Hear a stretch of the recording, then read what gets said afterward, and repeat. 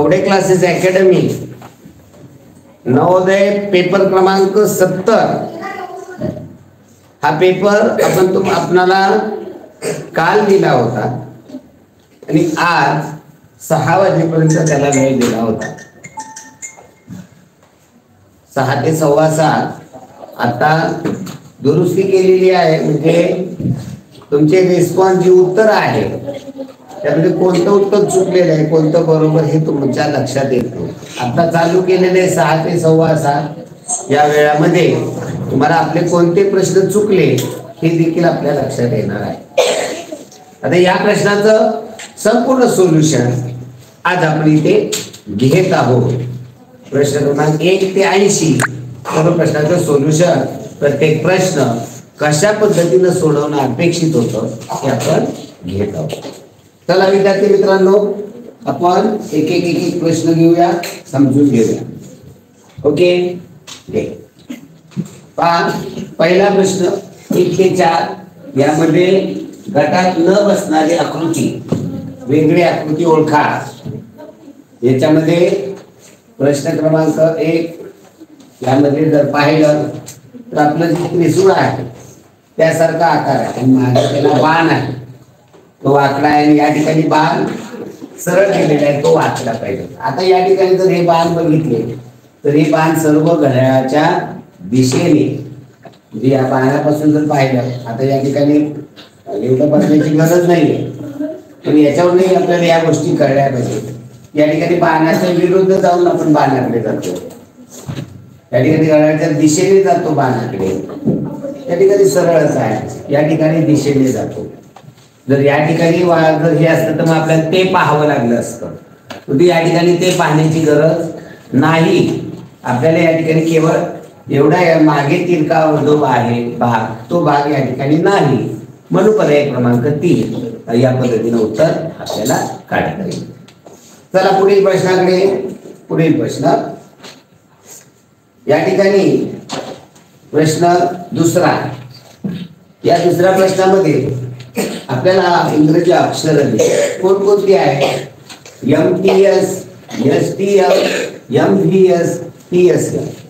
जर अक्षर पाहिली तर एकच अक्षर, फक्त त्यांच्या जागा बदललेल्या आहेत. जर इथे पाहिलं तर MTS या ठिकाणी आहे MTS, या ठिकाणी MT नाही आहे तर त्या ठिकाणी V आहे, MVS आहे, आणि तर MTS म्हणजे 1, 2 आणि 4 पर्यायामध्ये MTS ही सारखी अक्षर आहे. पर्याय क्रमांक 3 मध्ये T दिलेला नाही, त्यामुळे उत्तर पर्याय क्रमांक 3 येणार आहे. चला पुढील प्रश्नाकडे. पुढील प्रश्न क्रमांक 3 या ठिकाणी आपल्याला जे ही अक्षर म्हणतात, अक्षर तर हे अक्षर नाही, T आहे, H आहे, L आहे, आणि त्यावर हे इंग्रजी अक्षर होत नाही म्हणून वेगळं असा विचार करून चालणार नाही. जर तुम्ही असं उत्तर काढलं तर ते चुकेल. या ठिकाणी किती रेषा आहे? 2 रेषा आहे. या ठिकाणी 2 रेषा आहे, या ठिकाणी 3 रेषा आहे, या ठिकाणी 2 अक्षर, 2 रेषा या ठिकाणी दिले. पर्याय क्रमांक 3 मध्ये 3 रेषा दिले. जर काही विद्यार्थ्यांनी जर हे जर अक्षर काढलं तर सर्व तो म्हणेल खूप चुकीचं आहे, मुळीच मी म्हणणार नाही. हे इंग्रजी अक्षर T आहे, इंग्रजी अक्षर H आहे, हा L आहे, हे कोणतंच नाही इंग्रजी अक्षर, उलट आहे म्हणून हे वेगळं असं म्हणून तो करेल, पण ते योग्य नाही. त्यामुळं या गोष्टी बघणं गरजेचं आहे. प्रत्येक गोष्ट व्यवस्थित समजून घेणं गरजेचं आहे. प्रत्येक गोष्ट व्यवस्थित समजली तर आपल्याला कोणतीही अडचण नाही. त्यामुळं हा म्हणजे या ठिकाणी सममित आणि असममित या देखील गोष्टी बघणं गरजेचं आहे. की सममित उभे रेष असेल की ज्या सममित म्हणजे काय, तर एका रेषेने त्याचे 2 समान भाग होतात, त्याला म्हणायचं सममित. या ठिकाणी पाहिलं या ठिकाणी सममित मध्ये जर उभी रेषा आली, उभी रेषा काढली तर त्याने सममित होते. ती देखील उभ्या रेषेने सममित होतो. यश सारखा आकार आहे तोही सममित होतो. अरे उलट की रे, यद हा सममित होत नाही. म्हणजे पहा उत्तर काय काय निघत आहे. जर आपण पाहिलं तर हे उत्तर निघत आहे, असममित म्हणलं तर हे निघत आहे, आणि या दोन सममित आहे. म्हणजे सममित वरून उत्तर हे, दोन इंग्रजी अक्षर म्हटलं तर हे, आणि उत्तर रेषांवरून बघितलं तर पर्याय क्रमांक 3. अशी 2-2, 3-3 उत्तरं निघतात. जास्त योग्य कोणतं अशा पद्धतीने विचार करणं गरजेचं आहे. उत्तर चला पुढील प्रश्न पहा. इथं वर्तुळ केंद्रातून गेलेली रेष म्हणजे व्यास आहे. या ठिकाणी वर्तुळ केंद्रातून गेलेली रेष व्यास आहे. या ठिकाणी वर्तुळ केंद्रातून गेलेली रेष व्यास आहे. ही वर्तुळ केंद्रातून गेलेली रेष नाही, ती व्यास नाहीये. तर काय आहे ती? वर्तुळाची जीवा आहे. बाकीच्याही जीवा आहे, पण वर्तुळ केंद्रातून गेलेल्या की वर्तुळ केंद्रातून गेलेली नाही. त्यामुळे उत्तर पर्याय क्रमांक 4. चला पुढील प्रश्नाकडे. पुढील प्रश्नामध्ये 5 ते 8 मध्ये आकृती दिलेली आहे आणि आकृतीशी समान म्हणजे तंतोतंत जुळणारी आकृती. आता या ठिकाणी खूप बारकाईनं बघण्याचं गरजेचं आहे, कारण सेम आकृत्या दिसत आहेत सर्व. या ठिकाणी पाहिलं उभ्या रेषेच्या डाव्या बाजूला स्वस्तिक आहे. हे स्वस्तिक गाळ्याच्या दिशेने फिरणार, उजव्या बाजूला स्वस्तिक आहे गाळ्याच्या दिशेने फिरणार. इथे तेच आहे, इथे तीच आहे, इथे तीच आहे. याच्यावर वेगळा निघत नाहीये. याच्यामध्ये फरक कुठे कुठे दिसतोय आपल्याला ते बारकाईनं समजून घ्या. या ठिकाणी दुसरं पाहिलं अधिकचं चिन्ह, अधिकचं चिन्ह, अधिकचं चिन्ह, अधिकचं चिन्ह. स्वस्तिक पाहिला, स्वस्तिक सर्वत्र सारखाच आहे. या ठिकाणी गुणिलेचं चिन्ह, गुणिलेचं चिन्ह, गुणिलेचं चिन्ह, गुणिलेचं चिन्ह सारखंच आहे. या ठिकाणचा स्वस्तिक गाळ्याच्या दिशेने फिरणारा सर्वत्र सारखंच आहे. या ठिकाणी मात्र बदल आहे.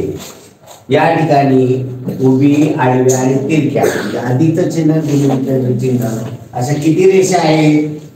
या ठिकाणी पाहिल्या तर अधिकच्या चिन्हाच्या 2, गुणिलेच्या चिन्हाच्या 2 अशा 4 रेषा, म्हणजे इथून छोट्या छोट्या पाहिल्या तर 8 रेषा दिसत आहेत. इथं आपण पाहिल्या तर 6 रेषा. आडवी रेष नाही. तर पहिला पर्याय इथं कट होईल, फक्त पहिलाच कट होतोय तेवढ्या रेषेवर. नंतर तर या ठिकाणचा पहिला हा आकार पहा, स्वस्तिक सारखा आकार आहे हा देखील, त्यामध्ये चिन्ह आहे छोटी छोटी. आता या ठिकाणी जो स्वस्तिकचा आकार आहे याच्यावर आपण पर्याय इतर कट केला होता. सर्वत्र सेमच दिसत आहे. या ठिकाणी 5च्या स्वस्तिक मध्ये इथं चिन्ह दिसत नाहीये इथे, त्यामुळे हा एक पर्याय कट होतो. त्यामुळे उत्तर राहिले पर्याय 2. कोणते राहिले? पर्याय 2 आणि पर्याय क्रमांक 3 हे 2 पर्याय राहिले. आणि त्याच्यामध्ये पुन्हा याच्यामध्ये बारकाईनं पाहिलं तर या ठिकाणी 8 रेषा आहेत, या ठिकाणी 6 रेषा आहेत. म्हणून आज या ठिकाणी बघितलं तर किती रेषा आहेत? 8 त्या या ठिकाणी आहेत. त्यामुळे उत्तर पर्याय क्रमांक 3 हा सर्वात अवघड प्रश्न होता, की जो खूप बारकाईनं लक्ष देऊन सोडवायला हवा होता. चला पुढील प्रश्नाकडे. पुढील प्रश्न सेम टू सेम पाहिजे. आतला चौकोन, पॅरलल चौकोन आहे, दोन्ही या पद्धतीचे सर्वत्रच आहेत. उजव्या बाजूला वरती गोल आहे, सर्वत्रच गोल आहे. उजव्या बाजूला खाली चौकोन आहे, सर्वत्र चौकोन आहे. उभी रेष सर्वत्रच आहे. या बाजूला डाव्या बाजूला खाली चौकोन आहे, चौकोन आहे. या ठिकाणी त्रिकोण आहे, हा पर्याय करतो. आता डाव्या बाजूला वरती त्रिकोण आहे, त्रिकोण आहे, इथं त्रिकोण नाहीये, म्हणजे हाही पर्याय कर. तर पहिला आणि तिसरा पर्याय कट झाला. राहिला आता दुसरा आणि चौथा. याच्यामध्ये फरक होता. रेष उभी रेष आहे, तिथं पूर्ण उभी रेष नाही. आपल्याला पूर्ण पाहिजे, त्यामुळे उत्तर पर्याय क्रमांक 2 येणार आहे. चला पुढील प्रश्नाकडे वळूया. पुढील प्रश्न तंतोतंत आकृती पाहतोय आपण. या गोलामध्ये गोल 2 सर्वत्रच आहे. बाजूला इकडे सर्वत्र 3 इकडं पहा, तिन्ही कोणावरती गोलात गोल आहे. तिन्ही कोणावरती गोलात गोल आहे. इथं तिन्ही कोणावर नाहीये, म्हणजे हा पर्याय कट होणार आहे. नंतर बाकीच्या सर्वत्र आहे. नंतर पहा या रेषा आतल्या याच्यापर्यंत आलेले आहेत, यामध्ये आतपर्यंत आलेले नाही पर्याय कट होणार आहे. म्हणजे पहिला आणि दुसरा पर्याय कट झाला. आता राहिला तिसरा आणि चौथा. आणि मग जेव्हा 2 पर्याय राहतात ना, तेव्हा प्रश्नाकृती पाहायची नाही, फरक शोधायचा. आणि तेवढंच प्रश्नाकृतीमध्ये पाहिजे, म्हणजे नक्की काय बघायला पाहिजे हे आपल्या लक्षात येतं. नाही तर आपण एक एक एक एक गोष्ट बघत बसतो, सगळीकडेच बघत बसतो. असंही नाही की जेव्हा दोन पर्याय राहतात ना तेव्हा त्याच्यामध्ये फरक शोधा. फरक काय आहे? गोलामध्ये, गोला दोन गोलाच्या आतमध्ये एक मोकळा आहे ते आहे, तर मोकळा पाहिजे आतमध्ये, त्यामुळे तिसरा पर्याय कट होणारे उत्तर येणारे पर्याय क्रमांक 4. ओके, माझा व्यवस्थित आवाज येतो की चित्र स्पष्ट दिसत आहे का? पुढे पाय या ठिकाणी गोलात गोल गुंफलेली आहे, गोलात गोल गुंफलेली या ठिकाणी नाही. हा पहिल्या दुसरा पर्याय कट होईल. नंतर जे आतल्या गोलावरून, ओके, आतल्या गोलावरून गोल इथे आतमध्ये दिलेला नाही म्हणजे त्याच्यावर तिसरा पर्याय कट होईल. म्हणजे दुसरा आणि तिसरा कट झाला. राहिला पहिला आणि चौथा. पहिल्या चौथ्यामध्ये फरक काय आहे शोधा. हे त्रिकोण आहे वेगळे वेगळे तिन्ही, या ठिकाणी त्यातला मधला त्रिकोण मधलं चिकटलेला आहे. आपल्याला कसा पाहिजे? वेगळे वेगळे पाहिजे, त्या उत्तर येणारे पर्याय क्रमांक 1. ओके, छान, सुंदर. चला पुढील प्रश्नाकडे, प्रश्न क्रमांक 9 पाहूया. 9वा प्रश्न. 9 ते 12 यामध्ये प्रश्नाकृतीमध्ये दिशा न बदलता प्रश्नाकृतीच्या संरचनेमध्ये या ठिकाणी कोणता घटक बसेल, कोणती आकृती या ठिकाणी बसेल? दिशा बदलायची नाही. अगदी 90-95% प्रश्नामध्ये दिशा बदलावी लागत नाही. क्वचित प्रसंगी दिशा बदलावी लागते. असे क्वचित एखादा प्रश्न येतो. पहा या ठिकाणी याच हे काय दिलेलं आहे? याच हे काय दिलेलं आहे? 1 चा 2शी आता इथे उलटा संबंध जोडायचा. 2 चा 1शी म्हणजे 4 चा 3शी किंवा 2 चा 3शी पाण्यातले, म्हणजे 1 चा 3शी पाण्यातले. या ठिकाणी गोल आहे, या ठिकाणी गोल पाहिजे. या कोपऱ्यामध्ये गोल कुठे आहे? इथे नाहीये, इथे नाहीये, इथे आहे, इथे नाहीये. त्यामुळे उत्तर येणारे पर्याय क्रमांक. बाकी तर सगळं खाली आहे. इथून पाहिलं तर इंग्लिश आपण म्हटले की आतमध्ये गोल आहे, हे फक्त गोल येणार, फक्त गोल हा पर्याय क्रमांक 3 दिलेला. चला पुढील प्रश्न. या ठिकाणी पहिल्याचं दुसऱ्याशी काय होऊ शकतो का? नाही, पण दुसऱ्याचं चौथ्याशी आरशे तर पहिल्याचं तिसऱ्यामध्ये काय येणार आहे? पाण्यातलं. आणि मग आडवा आपला दिवाळीचा आकाशकंदील तयार होणार आहे. या ठिकाणी उभी रेष पाहिजे आणि या ठिकाणी अशी तिरकी रेष जोडलेली पाहिजे. उभी रेष या ठिकाणी पाहिजे, त्याच्यावरून पाहिला तर तिसरा आणि चौथा पर्याय कट होतो. या आडव्या रेषा आहेत त्या या बाजूला दिलेल्या आहेत, त्या बाजूला नको, आपल्याला या बाजूला पाहिजे. तर 3 आणि 4 कट झाला. आता राहिला 1 आणि 2. फरक काय? त्या तिरक्या रेषे. तिरकी रेष अशी वर्ण पाहिजे का? नाही, तर ते खाल्लं कुठून येणार आहे? त्याला उत्तर येणारे पर्याय क्रमांक 1. छान, अगदी सुंदर, छान मध्ये उत्तर टाकता आहेत मुलं. सर्वजण उत्तर देत आहेत. लाईक करा, सबस्क्राईब करा आणि हा आपल्या चॅनल सर्वांना शेअरही करा. लाईकचं बटन आहे त्यावरती लाईक करायचं आहे आपल्याला. लाईक केलं की थंब दिसतो आहे, थंब त्याच्यावरती आपल्याला करायचं. घंटी आहे, घंटी दाबायची. ओके, चला पहिल्याचं दुसऱ्यामध्ये काय आहे? पहिल्याचं दुसऱ्यामध्ये आरशातली, पहिल्याचं तिसऱ्यामध्ये. आणि जर बारकाईने बघितलं तर हा उचलून शिक्का मारले का दिसतो का रे? नाही म्हणतोय. हा काय, हा शिक्का उचलून मला या तिरकी रेषा तर तशीच आहे, इकडे तिरकी रेषा इकडे आहे, इकडची ती रेषा इकडे अशी आहे, ती तशीच आहे, इकडे आहे अशी आहे. या उचलून शिक्का मारलेला, या पद्धतीचा शिक्का कुठे आहे? या ठिकाणची तिरकी रेषा या ठिकाणी आहे, या ठिकाणी आहे, इथं उलटे, म्हणजे हा पर्याय कट होईल. या ठिकाणचा डाव्या बाजूला वरच्या चौकोनामध्ये ही तिरकी रेषा, ही तिरकी रेषा, ही तिरकी रेषा बरोबर. त्यामुळे तिसरा पर्याय कट.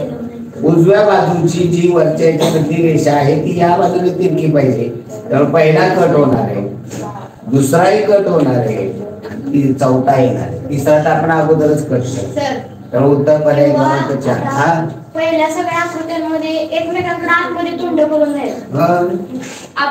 चौथ्या पर्यायामध्ये फक्त आपल्याला आतमध्ये सगळ्या रेषा. हो हा बाण, याला जर बाणासारखं म्हणलं आपण, हे बाण आहे, हे बाणाचं टोक आहे, आतमध्ये येणार आत येणार आत येणार आत येणार, चालेल ना. बा आपण ते समजून घ्यायचे हा आकार बाणाचा आहे, काय अर्थ आहे.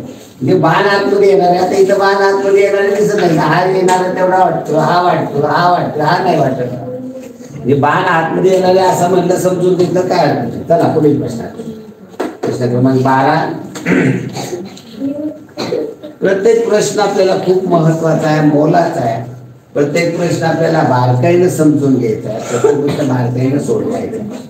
आता या ठिकाणी पहा, पहिल्याचं दुसऱ्यामध्ये काय, आठशातले, पहिल्याचं तिसऱ्यामध्ये, या ठिकाणी दुसऱ्याचं चौथ्यामध्ये पाणी, तिसऱ्याचं चौथ्यामध्ये या ठिकाणचा आकार आहे तो या ठिकाणी पाहिजे. या ठिकाणी या पद्धतीचा आकार आहे का? नाही. आता या दोन्ही तिन्ही ठिकाणी आहे. पहिला कट झाला या आकारावरून पाहिला तर आतमध्ये आकार इथं कसा आहे, गोल पूर्ण होणार आहे. या ठिकाणी चौकोन म्हणजे हा पर्याय करतो. आता या दोन्ही फरक आहे, रंगवलेला पाहिजे. रंगवलेला पाहिजे का? उत्तर येणारे पर्याय क्रमांक. चला पुढील प्रश्नाकडे जाऊया. 13 नंबर प्रश्न पहा. आपल्याला लाईव्ह सुरू झाल्यापासून मुलांच्या मार्कांमध्ये बघा किती फरक पडले आहे. प्रत्येक गोष्ट समजायला लागली. आज खूप मोठ्या संख्येने मुलं उभी होती अभिनंदन करण्यासाठी. म्हणजे तुम्ही जर लक्ष दिलं, प्रत्येक गोष्ट समजून घेतली ना, अगदी पैकीच्या पैकी 80च्या 80 प्रश्न बरोबर आहे. आणि आपल्याला कन्व्हर्जन 1.25 मार्काचं गुणिले 1.25 करून करता येत नाही. तर आपण जे फॉर्म बनवतो त्यात 1 मार्काला किंवा 2 मार्काला प्रश्न असतो. काही प्रश्न आपल्या 1 मार्काने, काही 2 मार्काने. 80 पैकी आपल्याला मार्क किंवा 160 पैकी होतात. चला पुढील प्रश्न काय म्हणले, 4 आकृत्या दिलेल्या आहेत, रिकामी जागा सोडलेली, त्या ठिकाणी मोकळ्या जागी आकृतीची जागा, म्हणजे मालिका पूर्ण करायची. मालिका पूर्ण करताना पण बघायचं एक, सगळं बघायचं नाही, एका गोष्टीवर लक्ष द्यायचं. आणि यात आकार कोणते, त्रिकोणी वर्तुळ आहे, त्रिकोणी वर्तुळ आहे, त्रिकोणी वर्तुळ, मग फक्त एक बघायचं. दोन्ही पण एका वेळेस नाही पाहिजे. काय बघायचं बोला, वर्तुळ पाहिजे. पहिल्यांदा कुठे आहे, उजव्या बाजूला. नुसतं वरती खालती कसलं नाही, कोणती जागा निश्चित सांगता नाही पाहिजे. उजव्या बाजूला वर. दुसऱ्या आकृतीत कुठे आहे, तिसऱ्या आकृतीत, आता चौथ्या आकृतीत कुठे असेल, डाव्या बाजूला वर गोल पाहिजे. त्याच्यावर कोणते पर्याय कट होती, दुसरा फक्त पर्याय कट होईल. दोनाने कुठला करू, गोलावर, डाव्या बाजूला वर, डाव्या बाजूला वर, डाव्या बाजूला वर. आता बघायचं त्रिकोण, त्याच्यावर दुसरा पर्याय कट केला तर त्रिकोणाची जागा पहिल्यांदा कुठे आहे, दुसऱ्या आकृतीत, तिसऱ्या आकृतीत, आता चौथ्या आकृतीत, उजव्या बाजूला खाली त्रिकोण पाहिजे. तो आणि तो फक्त पर्याय क्रमांक 3 मध्ये आहे. आलं का लक्षात? ओके, चला पुढील प्रश्नाकडे. अगदी छान उत्तर देत आहेत प्रत्येकाचे. मला उत्तर टाकतायत की माझ्या प्रश्नाचं हे उत्तर येईल, माझ्या अगोदर सांगतायत. बरोबर आहे, छान. आता या ठिकाणी पहा, इथे मालिका तयार केलेली आहे. पहा, ही मालिका 90 अंशाने पुढे सरकते. या ठिकाणी बाबा आपण जर पाहिलं 12 वर आणि 3 वर काढतात. इथे 3 वर आणि 6 वर आहे, इथे 6 वर आणि 9 वर आहे. म्हणजे आता 9 वर आणि 12 वर असणार आहे. 9 वर आणि 12 वरती म्हणलं किंवा एक काटा इथं गरजेचं नाही, पण एक काटा जर पाहिला, मागचा जो काटा आहे किंवा पहिला काटा बघा, पहिला जो पुढा असणार गळ्याच्या दिशेने पाहू. पहिला काटा 3 वर, पहिला काटा 6 वर, पहिला काटा, पहिला काटा. आता मागचा काटा दिला, पहिल्या आकृतीत तो, दुसऱ्या आकृतीत, तिसऱ्या आकृतीत, चौथ्या आकृतीत. ओके, चला पुढील. म्हणजे एक एक गोष्ट पाहिली ना, अगदी बारकाईने समजतो. अगदी 3री 4थीची मुलं देखील आपले सोडवत आहे. खूप छान. चला पुढील. हा हो, चला पुढील प्रश्न. पुढे 15वा नंबरचा प्रश्न. 15व्या प्रश्नामध्ये काय होते हे समजून. याच्यामध्ये एकच आहे, वर एक आणि एक दोन झाले, इथं दोन आणि एक तीन झाले. आता किती असणारे टिपके? 4 असणारे. 4 वरून आपल्याला पहिल्या पर्याय क्रमांक 2 कट होणार आहे, 4 कट होणार आहे. कारण यात 5 टिपके, त्याच्यामध्ये 3 टिपके. राहिला पर्याय क्रमांक 1 आणि पर्याय क्रमांक 3. ओके, आता या ठिकाणी पहा ही काय आहे हो, याच्यामध्ये कापणी दिली आणि वरती टिपका आहे. आता पहिल्यांदा दुसऱ्यात काय झाला हो बदल? कापणी नाही, फक्त टिपका वाढला. वरच्या काय वाढला? टिपका. दुसऱ्या तिसऱ्या मध्ये काय झालं? कापणी वाढली, वर टिपका असणार. कापणी आणि टिपका पहिल्यांदाच वाढतो, दुसऱ्याच्यात फक्त टिपका वाढतो. त्यामुळे इथं फक्त टिपका येणार आहे. त्यामुळे उत्तर येणारे पर्याय क्रमांक 3. आणि याच्यानंतरची आकृती मग ही येणार, पण इथं टिपका पण असणार.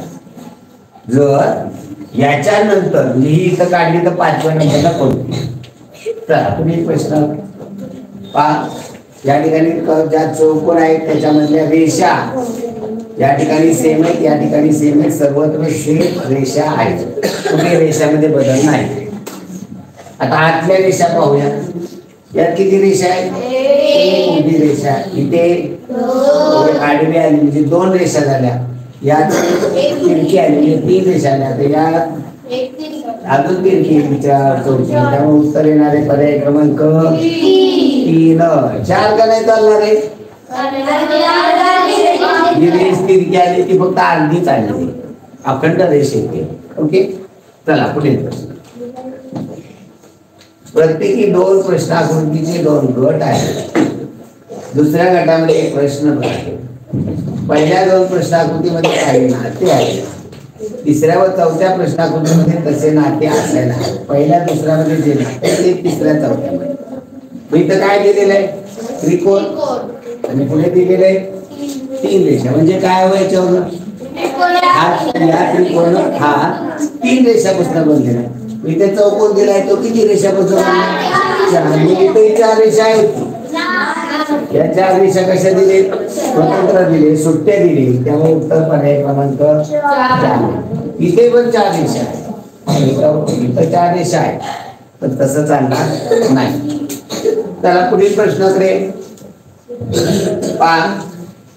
बाहेर चौकोन आहे सगळीकडे, बाहेरच्या चौकोनाकडे लक्ष द्यायची गरज नाही. आतमध्ये त्रिकोणाच्या आतमध्ये काय आहे? गोल आहे, वर्तुळ आहे. आणि दुसऱ्यामध्ये काय झालं? हा गोल मोठा झाला आणि त्रिकोण म्हणजे आतला वर्तुळ बाहेर गेला, बाहेर त्रिकोण आत. मग इथं तसंच होणार आहे. आता इथं चौकोनामध्ये वर्तुळ आहे, काय होईल? वर्तुळ बाहेर जाईल आणि चौकोन आत येईल. त्यामुळे वर्तुळात चौकोन पाहिजे, तो पर्याय क्रमांक 2 मध्ये आहे. चला पुढील प्रश्न. सरळ बसरे, सरळ बाजूकडे तोंड करून. पुढील प्रश्न 19. काय होते पहा. पहिल्या कृती पाव भाग आहे. आता या ठिकाणी बहुत येतात बाकीचे भाग हे वाढवल्या रेषा हे होत आहे की पाव भाग आहे किंवा तो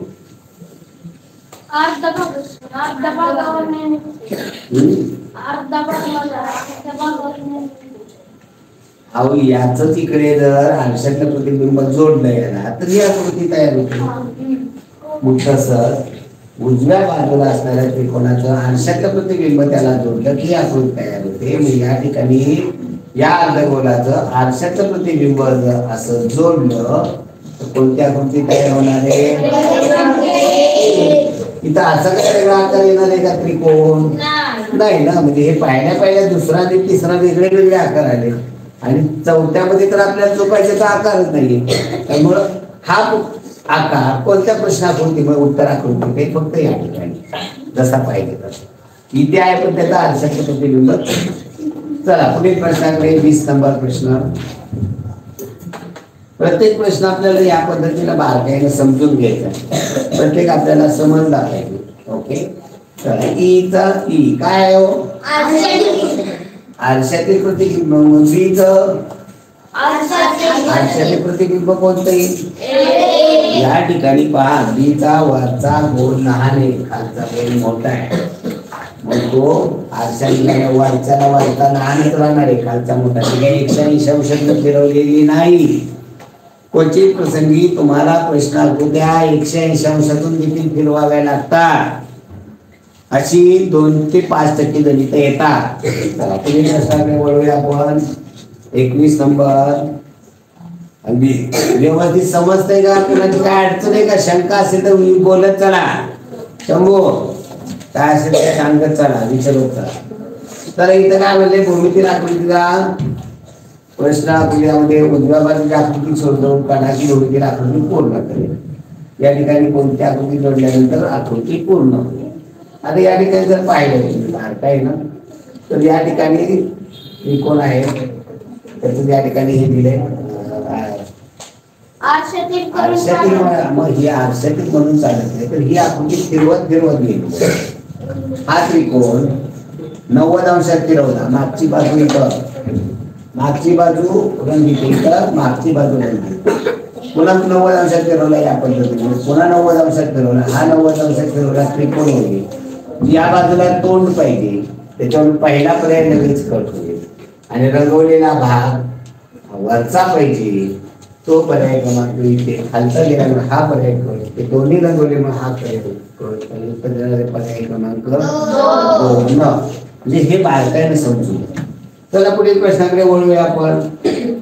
पुढच्या प्रश्नामध्ये काय, या ठिकाणचा पावभाग गायब झालेला आहे, तो फक्त जोडवायचा आहे.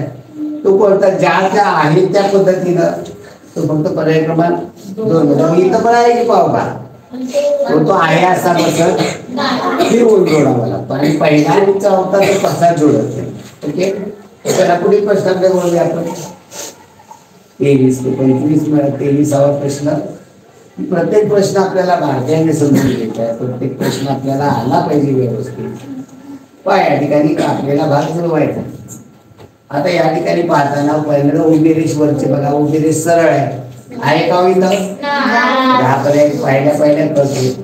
आता इथे आहे, इथे आहे, इथे आहे. आता खालचा आकार पाहिला, त्या ठिकाणी तिरका कापले, जिथं तिरका पाहिजे सर्वत्र आहे. आता मधल्या आकारातले जाऊ. उभी रेष आली की आतमध्ये कापलेला, म्हणजे इथं बाहेर आला पाहिजे.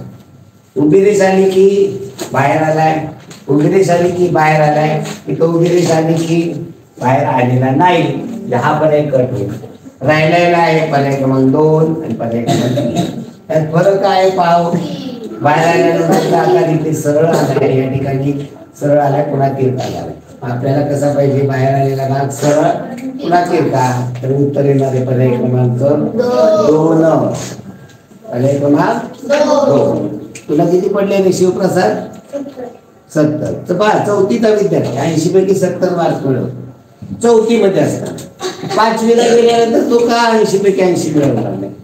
म्हणजे हे खूप महत्वाचं आहे की जेव्हा एखादा चौथीचा विद्यार्थी 5वीचा पेपर आणि नवोदय विद्यालयाचा पेपर जर चौथीत असताना तो 80 पैकी 70 मार्क, म्हणजे 8 64 आणि पुढे म्हणजे 75% जास्त, म्हणजे 80% मार्क मिळवतो.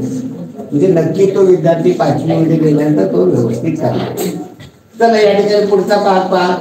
या ठिकाणी असा कर्व होणार आहे गोलाचा भाग.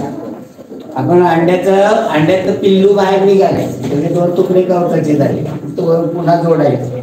सगळे कर्वच आकार आहे, त्यामुळे तिथं काही अडचण नाही. या ठिकाणचा भाग पहा, वरचा तिरका असा कापलेला इथे आहे, इथे आहे, इथे आहे का? फिरवून नाही लावायचं, इथे आहे असं समजू. ओके, जे पर्याय हात झाला. आता या ठिकाणी लगेच काटकोनासारखा आकार इथं आहे, इथं आहे, इथे. नंतर उभी सरळ रेष इथे उभी आहे, इथे आहे का?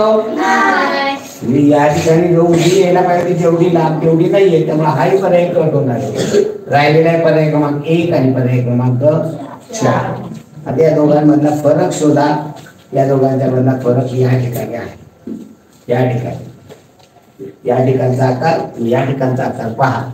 आपल्याला तो कशा पद्धतीला पाहिजे. या पद्धतीचा आहे का हो? यांसारखा आकार इथं नाहीये. तेव्हा हाही पर्याय कट होणार आहे. उत्तर येणारे पर्याय क्रमांक 1. पुन्हा जुळवून बारकाईने बघायचं सेम टू सेम जुळतंय का. आपल्याला एक प्रश्न गुणवत्ता यादीतून बाहेर फेकू शकतो. 97.5 ला एकही मार्क मी पडून द्यायचा नाही. की जास्त तुमचे 2 प्रश्न चुकले मान्य होते. तुम्ही जर 2 पेक्षा तिसरा प्रश्न चुकला तर तुमची गॅरंटी नाही नवोदयला लागली. नवोदयला लागायला तुम्हाला 1 किंवा 2 जास्तीत जास्त. 3 चुकले की तुम्ही म्हणायचं आपण गुणवत्ता यादीत नाही. तर या ठिकाणी आरशातील प्रतिबिंब पाहायचं आहे. आरचा आरशा आर हा आरशाच्या जवळ आहे, त्याचं प्रतिबिंब आरशाच्या जवळच येणार. या आरशाचं प्रतिबिंब उभी रेष आपण आरशाकडे जातो. पहा प्रत्येक गोष्ट बारकाईने समजून घ्या. उभी रेष आरशाकडे जातो, उभी रेष आरशाकडे जायची. पुन्हा या ठिकाणी या मी तो पर्याय क्रमांक 2 आणि पर्याय क्रमांक 3 मध्ये आहे. अशा पद्धतीने आर पाहिजे. तर पहिला पर्याय आणि चौथा पर्याय कट होणार आहे. नंतर याच्यामध्ये जेव्हा 2 पर्याय झाले फरक पाहायचा. काय फरक आहे याच्यामध्ये? जेचा जेचा दांडा इथे बाहेर आहे, इकडं आरशामध्ये तो बाहेरच येणार आहे. त्या उत्तर पर्याय क्रमांक 3.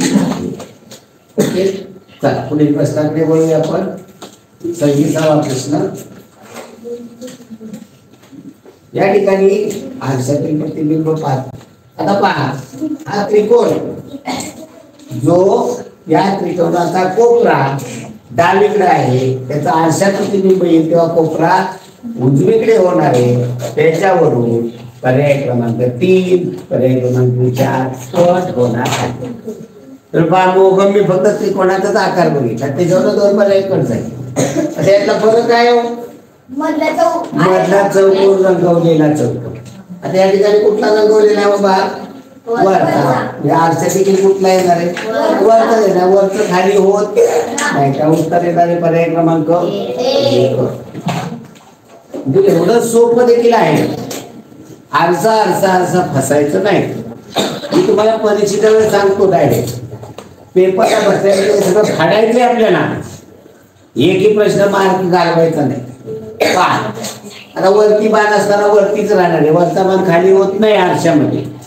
मात्र डावीकडे जाणारा बाण आहे तो उजवीकडे जाणार आहे.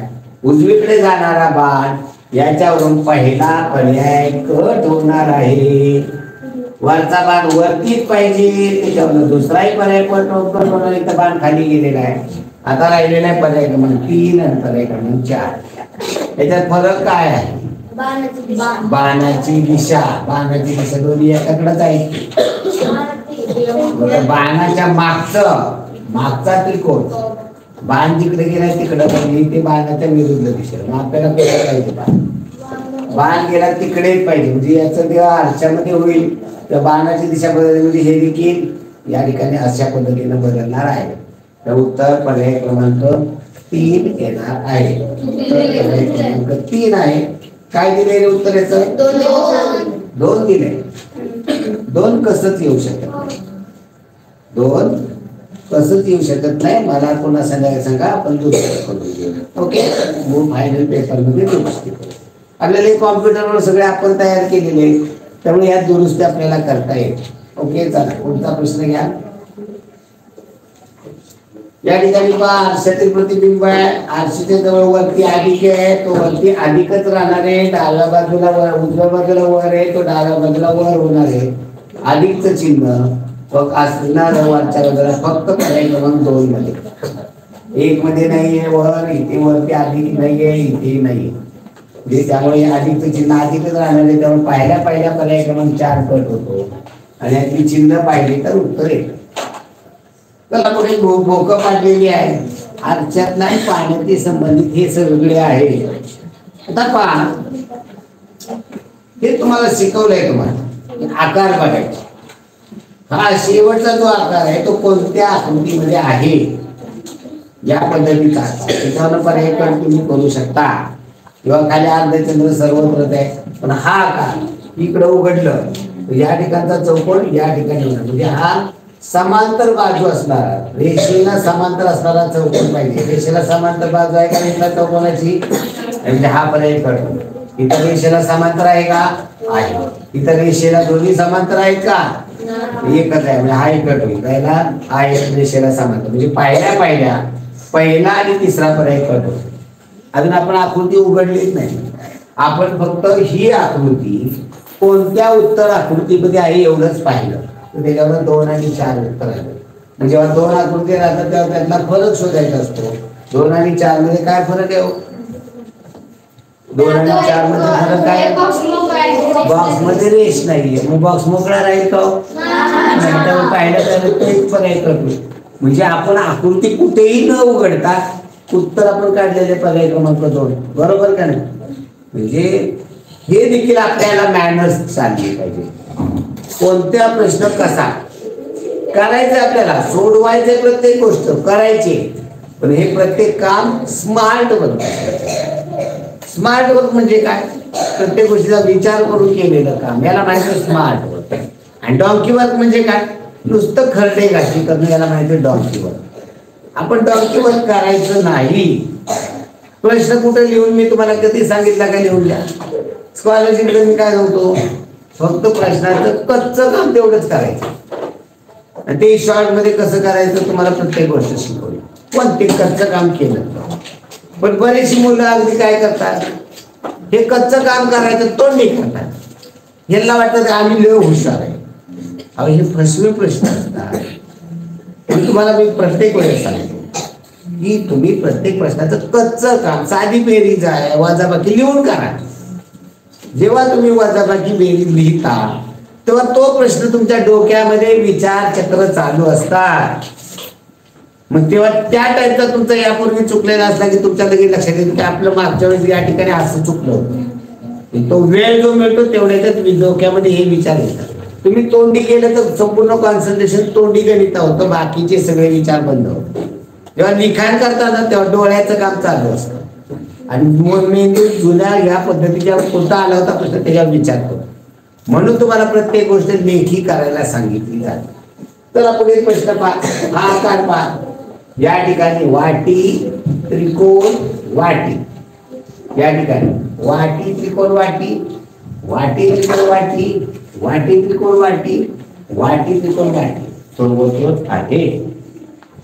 आता हे जेव्हा इकडे उघडेल पहा, आता इकडे उघडले तर काय होणार आहे? इथे वाटी त्रिकोण वाटी, वाटी त्रिकोण वाटी, वाटी त्रिकोण वाटी, वाटी त्रिकोण वाटी, वाटी त्रिकोण वाटी. ही आकृती जेव्हा समोरून याचं तिकडे उघडेल किंवा याचं खालचं वर उघडेल तेव्हा ते बारकाईने समजून घेतलं पाहिजे. या ठिकाणचे आकार पहा बरं. या ठिकाणचा आकार वाटतो का सारखा? या ठिकाणी वेगळा आकार वाटतो वाटीचा, या ठिकाणच्या आकाराची वाट्याचा. पण पहिल्या तर एक मग 3 आपल्याला कट करता येणार आहे. आता या ठिकाणी उन्नत या वाटीचे आकार जेव्हा पुढे आकार जेव्हा येतील या वाटीचे या ठिकाणी तेव्हा इथे वाटी व्ही सारखा असा होईल आकार, पुन्हा वाटी होणार. वाटी व्ही वाटी, वाटी व्ही वाटी, वाटी इथं हा कट केला जातो, वाटी व्ही वाटी. आणि वरती देखील त्याचा वाटी व्ही वाटी, वाटी व्ही वाटी, वाटी व्ही वाटी, वाटी व्ही वाटी. इथं वाटी व्ही वाटी पाहिजे हे चुकीचं आहे. तर 3 नंबर आणि 4 नंबर कट झालेलं आहे. किती बारकाईने किती बघावं लागलं तेव्हा 3 नंबर कट झाला. शेवटच्या स्टेपला 4था पर कट झाला. आता राहिलेला 1 आणि 2 फरक काय आहे पहा. या ठिकाणचा जो आकार आहे, या ठिकाणची रेषा आणि या ठिकाणचा घाट टाकलेला, या पद्धतीचा आकार येईल नाही येणार. या ठिकाणी कापल्यानंतर इथं मोठा आकार होईल का?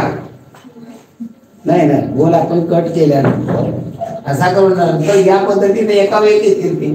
त्या उत्तर येणारे पर्याय क्रमांक 2 असे आकार होणार नाही. पेनाच्या नीट सारखा आकार होणार नाही. चला पुढील प्रश्न घ्या. म्हणजे असे प्रश्न किती बरोबर 4-5 प्रश्न खरोखर विचार करायला लावणारे असतात. पहा, वरून खाली गडी घातली, सॉरी खालून वर गडी घातली, उजवीकडून डावीकडे गडी घातली, पुन्हा तिरकी गडी घातली आणि इथे काय कापले हो? गोल आहे त्या खाली चौकोन. जेव्हा हे वर्ण खाली उघडेल तेव्हा पहिल्यांदा काय येणार आहे? चौकोन खाली गोल. गोल चौकोन चौकोन गोल कोणकोणत्या आकृतीमध्ये आहे? या ठिकाणी प्रश्न आकृतीत जी जागा आहे तिथं डाव्या बाजूला कोपऱ्यामध्ये गोल चौकोन चौकोन गोल आहे. तेवढ्या बाजूला कोपऱ्यामध्ये असं 10 पर्याय कट होईल. इथे पहा गोल चौकोन चौकोन गोल गोल चौकोन चौकोन गोल गोल चौकोन चौकोन गोल. ओके. आता याचं जेव्हा आपण आरशामध्ये उघडणार आहे, आता हा तर पर्याय कट केला, याचा आरशामध्ये उघडलं तर या पद्धतीने येणार आहे. याचा आरशामध्ये असं येणार आहे का? हा एक पर्याय कट. राहिलेला आहे पर्याय क्रमांक 2 आणि पर्याय क्रमांक 4. फरक काय आहे हो? या ठिकाणी या पद्धतीने येणार आहे ते पर्याय क्रमांक 4 उत्तर येणार आहे. टाकत चला उत्तर. सगळ्यांनी लाईक केलं का? लाईक केले तर मला इथं 4 जण दिसत आहेत फक्त. मला तर इथं घंटी वाजवलेली फक्त 4 दिसत आहेत.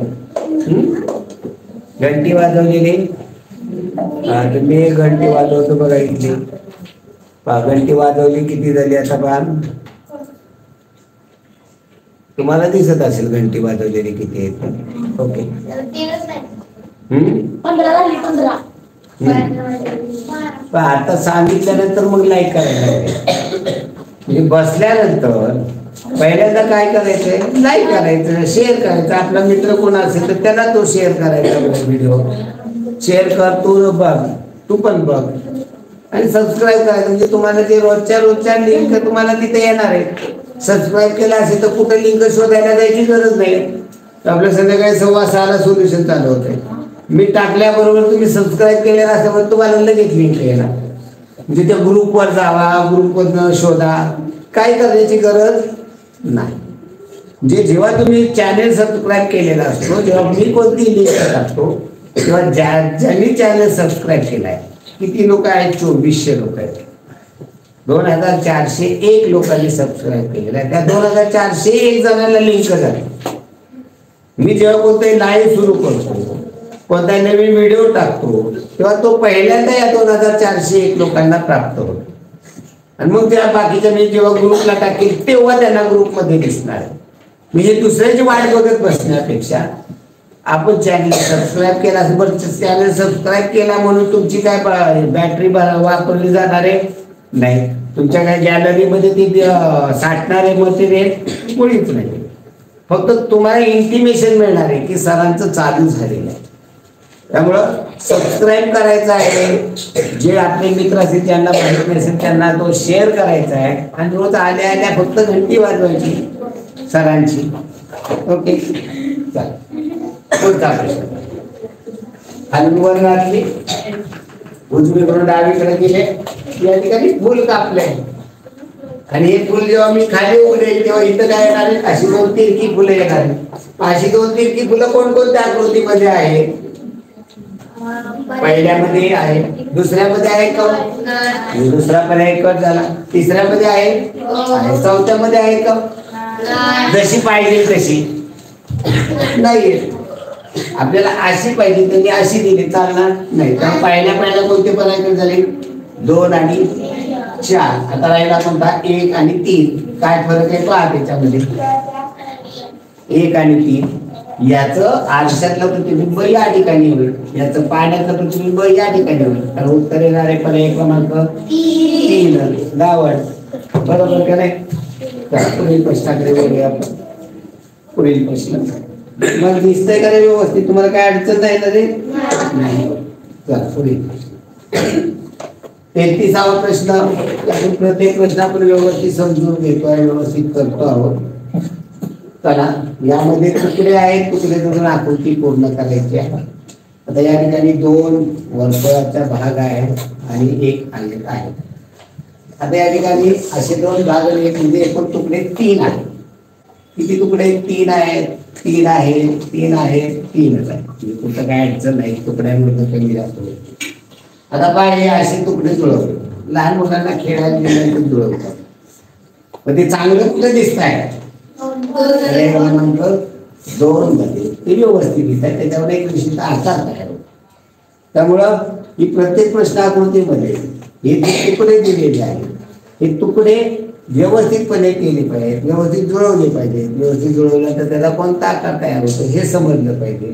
चालेल, पुढील प्रश्न पहा. याच्यामध्ये तुकडे आहेत, 2 त्रिकोण आहेत. पण हे त्रिकोण कसले आहेत? काटकोन त्रिकोण. म्हणजे त्रिकोणाचे जे प्रकार आहेत, लघुकोन त्रिकोण, विशालकोन त्रिकोण, काटकोन त्रिकोण, हे कोणावरचे. बाजूवरून जे प्रकार आहेत, समभुज त्रिकोण, तिन्ही बाजू सारख्या, समद्विभुज त्रिकोण की त्याच्या 2 बाजू सारख्या, आणि विषमभुज त्रिकोण हेही आपल्याला या ठिकाणी लक्षात आलं पाहिजे.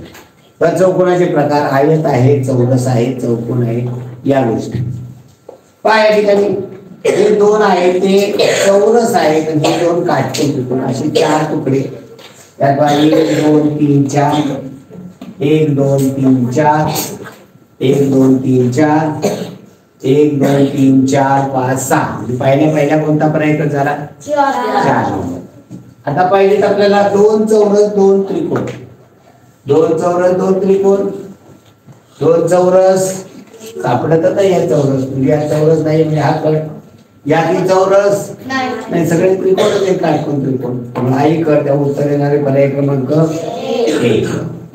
चला पुढील प्रश्नाकडे वळूया आपण. पुढील प्रश्नामध्ये आपल्याला असे तुकडे दिलेले आहेत, तुकडे जोडायचे.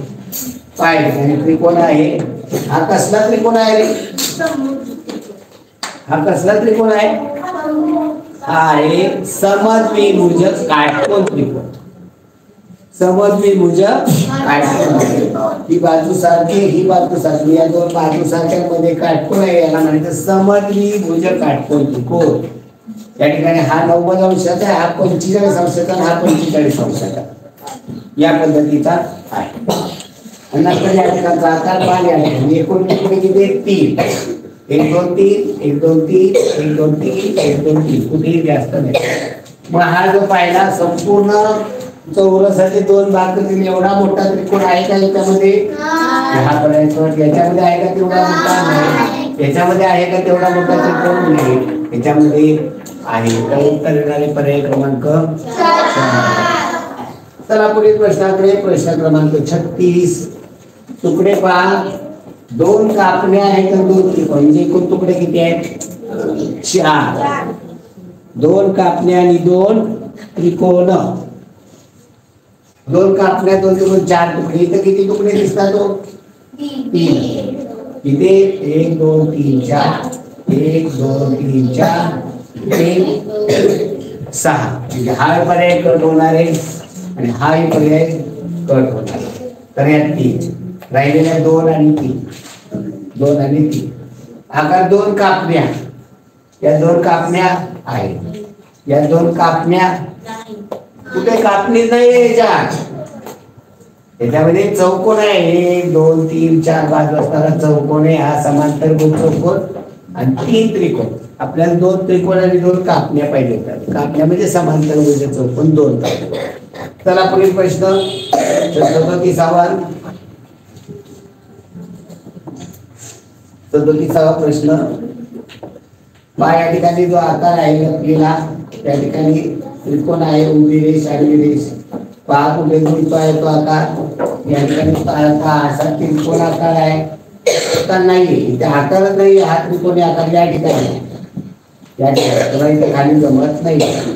त्याचा जो आकार नाही, याच्यामध्ये आकार इथे आहे. त्याच्यामध्ये या ठिकाणी त्रिकोणी आकार आहे, उभी रेष आहे, खाली आडवी रेष आहे, इथे वाटते. आणि उत्तर पर्याय क्रमांक 4. चला पुढील प्रश्न 38वा. त्याच्यामध्ये जो आकार आहे उभी रेष, त्याला काटकोन त्रिकोण आहे. उभ्या रेषेला म्हणजे उभी रेष इथे संपूर्ण गेली, त्याला काटकोन त्रिकोण या ठिकाणी तो यापर्यंत आला पाहिजे होता, तो इथे आहे, इथपर्यंत तेवढा, पण तो या ठिकाणी पण आहे. उभी रेष, त्याला हा काटकोन त्रिकोण जुळवलेला आहे. उभ्या रेषेला असा आडवी रेष जुळवलेली नाहीये कुठे. यात उभ्या रेषेला आडवी रेष कुठे नाहीये, यात उभ्या रेषेला ती रेष नाहीये. तर तो पर्याय क्रमांक 1 मध्ये आहे. तो कुठे? उभी रेष, ही आडवी रेष, वर पण गोलापर्यंत गेलेला आणि हात दिलका. पर्याय क्रमांक 1. चला पुढे 39वा. 39वा प्रश्न घ्या. त्यामध्ये उलटा त्रिकोण आणि खाली आडवी रेष. उलटा त्रिकोण आडवी रेष दिसते का इथं? इथं सरळ त्रिकोण आहे. आपला उलटा त्रिकोण तर आडवी रेष पाहिजे. या ठिकाणी पहा बरं उलटा त्रिकोण. या ठिकाणी पहा उलटा त्रिकोण आहे आणि आडवी रेष. आडवी रेष इथं जी आहे या कोणापासून तिकडं काय आपल्याला नको आहे. इथे उलटा त्रिकोण आहे का? उत्तर येणारे पर्याय क्रमांक. चला पुढील प्रश्नाकडे. 40वा प्रश्न. आता या ठिकाणी पहा 4 सारखा आकार आहे. 3 इथं वरती आडवी रेष, तिरकी रेष, आडवी रेष आणि उभी रेष. अधिकचं चिन्ह पाहिजे. इथे तिरकी रेष पाहिजे, वरती आडवी रेष पण पाहिजे. या ठिकाणी पहा बरं, ही आडवी रेष, उभी रेष, तिरकी रेष, आडवी रेष इथे जोडत आहे. या ठिकाणी पहा उभी रेष तर आडवी रेष कुठं आहे? नाही, मी इथं कुठे जोडत नाही. या ठिकाणी पहा उभ्या रेषेला कुठं आडवी रेष बारकी पाहिजे ती कुठे नाही. या ठिकाणी उभी रेष त्याला या आडवी म्हणजे मग तिरकी पाहिजे. तरी तिरकी त्या ठिकाणी अगदी कोपऱ्यात जाऊन जोडली. ती इथं जोडायला हवी होती इथे. त्यामुळे पर्याय क्रमांक 1 उत्तर येणार आहे. या पद्धतीने आपल्याला गणित पूर्ण झालेलं आहे. आता आपल्याला गणिताकडे वळायचं आहे. गणित विषय घ्यायचा आहे आपल्याला. खडू आणि फडकं आणलं नाही दिसत. खडू सूत्र सांग. सूत्र सांग पटकन.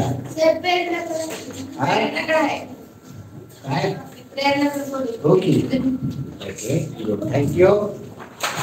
चला पुढे प्रश्न दिलेत. आता या ठिकाणी दिसतोय मला एक सांगा रे, चित्र क्लिअर दिसतंय का रे? माझा मी जे फळ्यावरती लिहिलेलं व्यवस्थित दिसतंय का रे? आता फळ्यावरती लिहिलेलं तुम्हाला वाचायला येईल असं व्यवस्थित दिसतंय का? वाचायला ते एवढं अक्षर छोटं पण हे अंक वगैरे वाचायला येतात. मी मोठं काढतोय. व्यवस्थित चित्र क्लिअर दिसतंय का? एवढा उजेड पुरेसा आहे. काय होतं एवढ्या उजेडामध्ये आपल्याला वरचंही वरचं वाचायला येत नाही आपल्याला.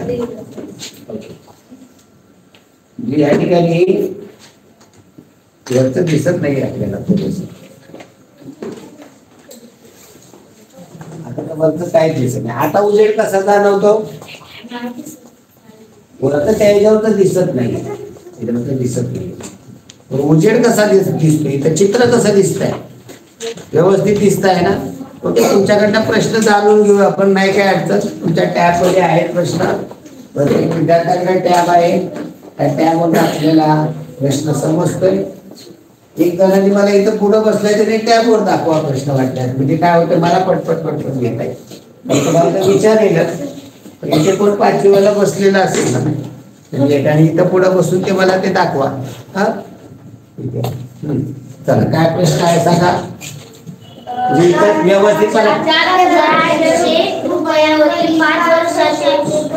प्रश्न क्रमांक 41.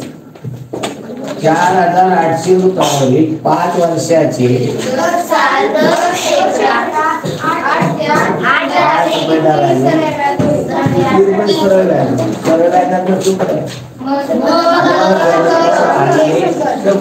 मुद्दल 4,800. जर 8% कालावधी 5 वर्ष भागिले 100. 2 शून्याला 2 शून्य गेले. आता हा गुणाकार करता 48 गुणिले 5 म्हणजे 48 शून्य 4 5 गुणिले 4 24 240 गुणिले 8 24 8 24 8 पाडे पाडले. हा शून्य मांडले 92 192 1,220 रुपये तुमचं काय होणार आहे? व्याज होणार आहे. म्हणजे या ठिकाणी आपल्याला व्याजच विचारले. रास विचारले असते तर 4,800 मध्ये 1,920 आपण ऍड केलं. तर आपण 43वा प्रश्न. 5 4 2 0 आणि 1. 5 4 2 0 आणि 1 या अंकांपासून आपल्याला काय बनवायचे? तयार होणारी किमान. किमान म्हणजे काय? लहान कमाल म्हणजे किती अंकी बनवायचे 0 1 2 4 5 अंकांचा चढता ठेवलेला की लहानात लहान संख्या मिळते पण ही किती अंकी झाली 5 अंकी बनवायला काय करावं लागेल हा 0 आतमध्ये घेतला पाहिजे मग हा एक बाहेर काढला पाहिजे हा एक बाहेर काढला हा 0 टाकला तर ही 5 अंकी लहानात लहान संख्या तयार होईल 10,245. चला पुढील प्रश्नाकडे पुढील प्रश्न पहा 28,759 43वा प्रश्न 28,759 या संख्येतील कोणत्या अंकाचे स्थानिक मूल्य सर्वात अधिक आहे सर्वात अधिक म्हणजे काय सर्वात जास्त स्थानिक मूल्य म्हणजे काय किंमत मग इथं 9 ची सारी किंमत 5 ची 7 ची 8 ची 2 ची कोणत्या अंकाची स्थानिक किंमत सर्वात जास्त 2 या अंकाची स्थानिक किंमत सर्वात जास्त ही 20,000. पुढचा प्रश्न पहा 44वा 160 गुणिले 0 गुणिले 5 गुणिले 4 अधिक 800. आता पदावलीचा नियम आहे पदावलीचा नियम काय आहे अगोदर गुणाकार सोडवायचा कोणता एक गुणाकार सोडवा 160 गुणिले 0 किती येईल 0 गुणिले 5 गुणिले 4 अधिक 800. माझा एका स्टेजला एक एकच करत आहे उड्या मारायच्या नाही जास्त ओके हा पहिला गुणाकार केला 160 गुणिले 0 160 0 आता दुसरा गुणाकार करा 0 आणि 5 चा गुणाकार 5 0 0 गुणिले 4 अधिक 8. आता इथे गुणाकार करावा लागेल 4 0 0 अधिक 0 अधिक 800 0 अधिक 800 0 उत्तर येणारे पर्याय क्रमांक 4. ओके चला पुढचा प्रश्न एका गाडीचा 60 किमीच्या समान गतीने चालले आहे किंवा 350 किमीचे अंतर जायला किती वेळ लागेल हा बरोबर आहे खूप छान प्रश्न आहे 45चा एक गाडी 60 किलोमीटर/आवर या वेगाने चाललेली आहे याचा अर्थ होतो 60 किलोमीटर/आवर याचा अर्थ एका तासाला 60 किलोमीटर या वेगाने जाते तर 350 किलोमीटर अंतर जाण्यासाठी किती वेळ लागेल आपल्याला वेळ काढायचा आहे वेळ बरोबर सूत्र आहे मुख्य सूत्र आहे अंतर बरोबर वेग गुणिले वेळ बरोबर अंतर भागिले वेग अंतर भागिले वेग मग वेग किती आहे अंतर किती आहे 350 वेग किती 60 पूर्ण मध्ये भाग जातो का नाही हे आणि येणारं उत्तर कशात असतं हे पहा समजून घ्या 350 किलोमीटर/आवर आहे 350 किलोमीटर आहे ओके आणि 60 किलोमीटर/आवर आहे जेव्हा हे 60 किलोमीटर हे याच्याकडे फक्त एवढंच लक्ष द्या किलोमीटर भागिले किलोमीटर/आवर यालाही भागिले हे आवर आहे उलटून गुणिले काय होणार आहे किलोमीटर गुणिले आवर भागिले किलोमीटर हे उलट केलं त्या किलोमीटरला किलोमीटर जाईल उत्तर काय येणार आहे आवर म्हणजे तासामध्ये जे उत्तर येणार तेवढे तास येणार याला जर उत्तर काढलं तुम्ही ते उत्तर पहा त्याला 0ला 0 गेलं संक्षिप्त करून देतो आपण 6×5 6×5 राहिली बाकी 5 5 वर मानात 0 घेणारे म्हणून दशांश 5 वर मानात 0 घेतले 50 6 8 48 राहिली 2 वर मानात 0 घेतलं 20 6 पिका 18 पुन्हा 2 राहिले पुन्हा दशांश पुन्हा 3 जी आहे आवर्ती होतात म्हणजे 5 दशांश 8 3 आवर एवढे तास लागतात मी आता 5 तास 83 मिनिटं झाले तर हा गोंधळ होतो मग हा गोंधळ होऊ नये म्हणजे आपण उत्तर मिनिटात करू ना हे तासात येणार आहे की नाही उत्तर तासाची मिनिटं कशी करतात रे गुणिले हित करण्याऐवजी या गणितात हितच करून टाकूया म्हणजे 350 अंश छेद 60 हे तास येणार. याला गुणिले 60 केले, 60 अंश छेद 1 म्हणजे 60 केले की काय उत्तर येणार आहे? मिनिटामध्ये. म्हणजे मिनिटामध्ये 60 एके 60, 60 एके 60 उत्तर किती येणार आहे? 350 मिनिटे. मग या 350 मिनिटाचे तास मिनिटे करा आता. 3 तास 50 मिनिटे. 60 ने याला भागलं तर 60 × 300 उत्तर येणार आहे 5 तास. आणि वरती किती शिल्लक राहिली? 50 मिनिटे. 5 तास 50 मिनिटे. आलं का लक्षात? ओके. समजेल का आता? आम्ही आता चुकेल का? नाही. आता पुढचा घ्या 46वा प्रश्न.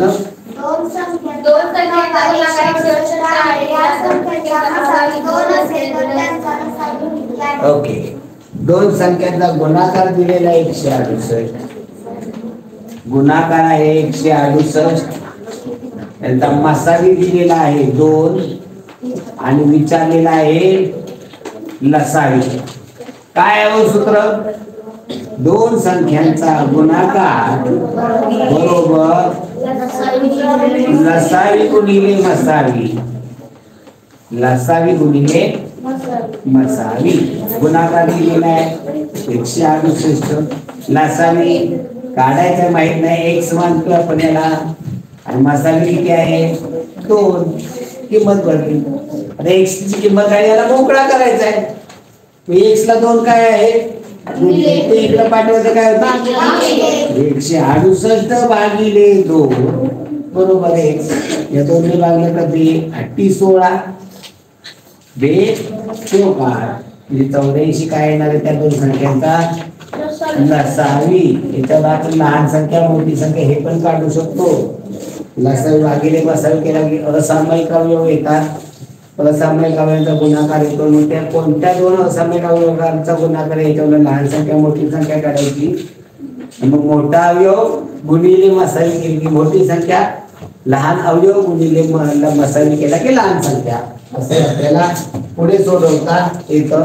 हे सरावाने आपल्याला शक्य होतं. तर पुढे 47वा प्रश्न.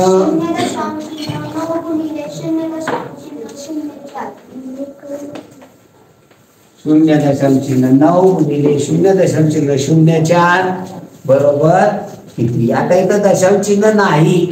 काय होईल? दशांश चिन्ह काढून टाकले ही संख्या काय होईल? 9. ही पण दशांश चिन्ह काढून टाकले काय होईल? 9 गुणिले 4 36 मांडून टाकायचं आणि मग उत्तर झालं. आता कुठलं काय येणार आहे? बदल का नाही? माझा दशांश इथं किती संख्येच्या अगोदर आहे? इथे किती संख्येच्या अगोदर झालं? 1 2 3 संख्येच्या अगोदर. मग हे वाचायचं कसं? वाचलं कधी? 0. उत्तर काय येणार आहे? 0.036. चला पुढे प्रश्न. 71 छेद 10,000 ही दशांश चिन्हातले. आता पहा 71 भागिले 10,000 करत 71 भागिले 10,000. 10,000च्या पाड्यात 71 एका भाग लागेल 0 आणि 71 मधलं 0 गेले 71. पुन्हा मानाचा 0 घेतला 710. 10,000च्या पाड्यात 710 आहेत का? नाही. भाग 0चा खाली 0 गेले 710 राहिले. पुन्हा मानाचा 0 घेतला 7,100. 7,100 10,000च्या पाड्यात आहेत का? नाही. पुन्हा भाग 0चा खाली 0 गेले 7,100. मानाचा 0 घेतला 71,000. मानाचा 0 घेतला म्हणून दशांश. आता पुढे यायला प्रयत्न करा. अगोदरचे 0 काय किंमत नसते. मानाचा 0 घेतला होता आपण की आता इथे 71,000च्या पुढे इथे आपण मानाचा 0 घेतला होता. इथं दशांश चिन्ह येत आहे. ओके. पहिले 71 0 केला आपण. पुढं 71च्या पुढे मानाची संख्या पहिले 0 घेतला 0 दुसरा 0. आता 10,000च्या पाड्यात 71,000 आहेत का? नाही. 71,000 पेक्षा लहान 70,000. किती स्थानी? 7ला भाग लागेल 5चा 71,000 म्हणजे 70,000 गेले, 1,000 राहिले. त्याच्यावर मानाचा शून्य घेतला 10,000, 71,000 एके 71,000. तर 10,000 एके 10. ओके, इथं पहिला शून्य घेतला तर इथे येईल. Okay okay. आता हे गणित असं सोडवताना आपल्याला गोंधळ होणार आहे. इथं आपल्याला जेव्हा छेदामध्ये 10, 100, 1,000 असतात तेव्हा हा भागाकार कसा करायचा? जेव्हा छेदात 10, 100, 1,000 नसतील तर 10, 100, 1,000 बनवायचे ते. आता इथं बनवलेलेच आहे 10,000, तर आपल्या इथं काय डोकं चालवायचं नाही. तेव्हा अंश आहे तसा लिहून टाकायचा न लवडे. अंश किती आहे तर लिहून टाकायचं असं त्यात. आणि मग छेदात बघायचं आपल्याला न लवडे की इथं छेदात किती शून्य आहे तो एकावर. प्रेरणा किती शून्य आहेत? 1, 2, 3, 4 शून्य. आपल्याला उत्तरात देखील काय करायचं? 1, 2, 3, 4 संख्येच्या अगोदर वाचण्यासाठी शून्य. उत्तर किती येणार आहे? आलं का लक्षात? अगदी सोपं आहे. चला 49वा गणित. 2 किलोग्रॅम साखरेचे 5 समान वजनाचे ढीग केले तर ते ढिगाचे वजन किती? हे 5 भाग. हा प्रश्न क्रमांक 49 ना. 2 किलोग्रॅमचे 5 भाग. 5 भाग करायचे काय करावं लागेल? याला भागिले 2 भागिले 5. 5च्या पाड्यात 2 आहेत का? नाही. भाग लागेल शून्याचा. 2 शून्य गेले 2 राहिले. 2 मानाचा शून्य घेतला कोणता शब्द संख्या झाली 20. 5च्या पाड्यात 20 आहे. किती वेळा झाली? 20 मधून 20 गेले. उत्तर काय येणार आहे? 0.4 किलोग्रॅम. तर आपलं 2 किलोग्रॅम साखर आहे. मग उत्तर आलं 0.4 किलोग्रॅम. 4 किलोग्रॅम मिळाले का? साखर 2 किलो, प्रत्येकाला 5 भागिले 4 किलो नाही.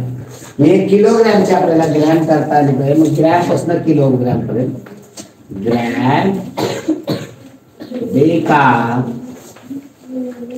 हेक्टो आणि किलो. 2 किलोग्रॅम साखर होती, किलो मध्ये 2 गेले. त्याचे जर ग्रॅम केले तर किती होतात? ग्रॅम पर्यंत शून्य दिले 2000 ग्रॅम आणि भागिले 5 केले 2000 ला 5 ने भागले तर उत्तर काय येणार आहे? 400 ग्रॅम. तर आपल्याला हे उत्तर किलोग्रॅम मध्ये दिलेले 0.4. 0.4 पूर्ण किलो किती आहे? 0. 0 किलो मध्ये आहे परिमाण म्हणजे पूर्णांक किती आहे? 0. म्हणून किलोच्या जागी 0 दिलं. नंतर दशांश चिन्ह 4. 0.4 किलोग्रॅम वाचन झालं. आणि याचे ग्रॅम करायचे असेल तर ग्रॅम पर्यंत 0 द्या. आणि उत्तर आपल्याला जर 1 किलो मध्ये सांगायचं किलोच्या नंतर दशांश चिन्ह 0, दशांश चिन्ह 4, 0.4 0.0 किलोग्रॅम. आता हे उत्तर हेक्टो मध्ये सांगायचं, हेक्टो नंतर दशांश चिन्ह. किती साखर आहे प्रत्येकाच्या वाट्याला? 4 हेक्टोग्रॅम. हे उत्तर आपल्याला डेका मध्ये सांगायचं, डेका नंतर दशांश चिन्ह. 40 डेका प्रत्येकाला वाटलेला किती आहे? 40 डेका. आणि उत्तर ग्रॅम मध्ये सांगायचं असेल तर ग्रॅम नंतर दशांश चिन्ह. प्रत्येकाच्या वाटलेला किती आहे? 400 ग्रॅम. म्हणजे 0.4 किलोग्रॅम किंवा 400 ग्रॅम. दोन्ही उत्तर एक. चला पुढे 50वा प्रश्न. 4326 आता 4326 एककात पूर्ण केले आहे तीच होईल. आता पहा 4326 एककात म्हणजे तेवढेच एकक. दशकात पूर्ण करायचे आपण असेल, दशकात पूर्ण करायचे असेल म्हणजे 432 दशक आहे. मग राहिली एक अंकी संख्या. एक अंकी संख्या काय हो? 6 आहे. आपल्या 5 किंवा 5 पेक्षा मोठी असेल तर ती पुढे न्यायची असते. ही 5 पेक्षा मोठी आहे का? आहे. म्हणजे ही पुढे संख्या 432 दशकची काय होती? 433 दशक. 433 दशक जर सुट्टे केले तर 4330 होते. कशात पूर्ण केली? दशकात. आता जर ही संख्या मला शतकात पूर्ण करा सांगितली, एकक दशक शतकामध्ये पूर्ण करा म्हणजे तर राहिली किती अंक? 2 अंकी. मग 2 अंकी संख्या ही काय पाहिजे 50 किंवा 50 पेक्षा मोठी असेल तर पुढे जायचं, 50 पेक्षा लहान असेल तर आहे तिथं राहायचं. मग ही काय संख्या 26. 50 पेक्षा लहान आहे का मोठी आहे तिथं ठेवायचं. मग इथं किती शतक आहेत रे, मी आहे तेवढंच राहील. 42 शतक म्हणजे सुट्टे केले तर किती होतील 4300.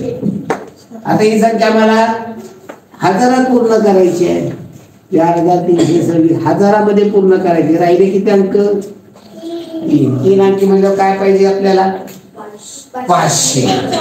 500 किंवा 500 पेक्षा मोठी असेल तर पुढे जायचं, 500 पेक्षा लहान असेल तर आहे तिकडे जायचं का मागं जायचं आहे तिकडे. फक्त 500 पेक्षा पुढे असेल तर पुढे जायचं. मी किती हजार आहे 4000. पुढली संख्या काय आहे 326 म्हणजे 500 पेक्षा म्हणजे आहे तिथं राहील. उत्तर काय येणार आहे 4000. सुट्टे केले तर कशी लिहितात 4 वर 3. आलं का लक्षात. एककात पूर्ण केली, दशकात केली, शतकात केली, हजारात केली. ओके चला पुढील प्रश्न 51. 10, 12, 15, 19, 24, 30, 37. 10, 12, 15, 19, 19, 24, 30, 37.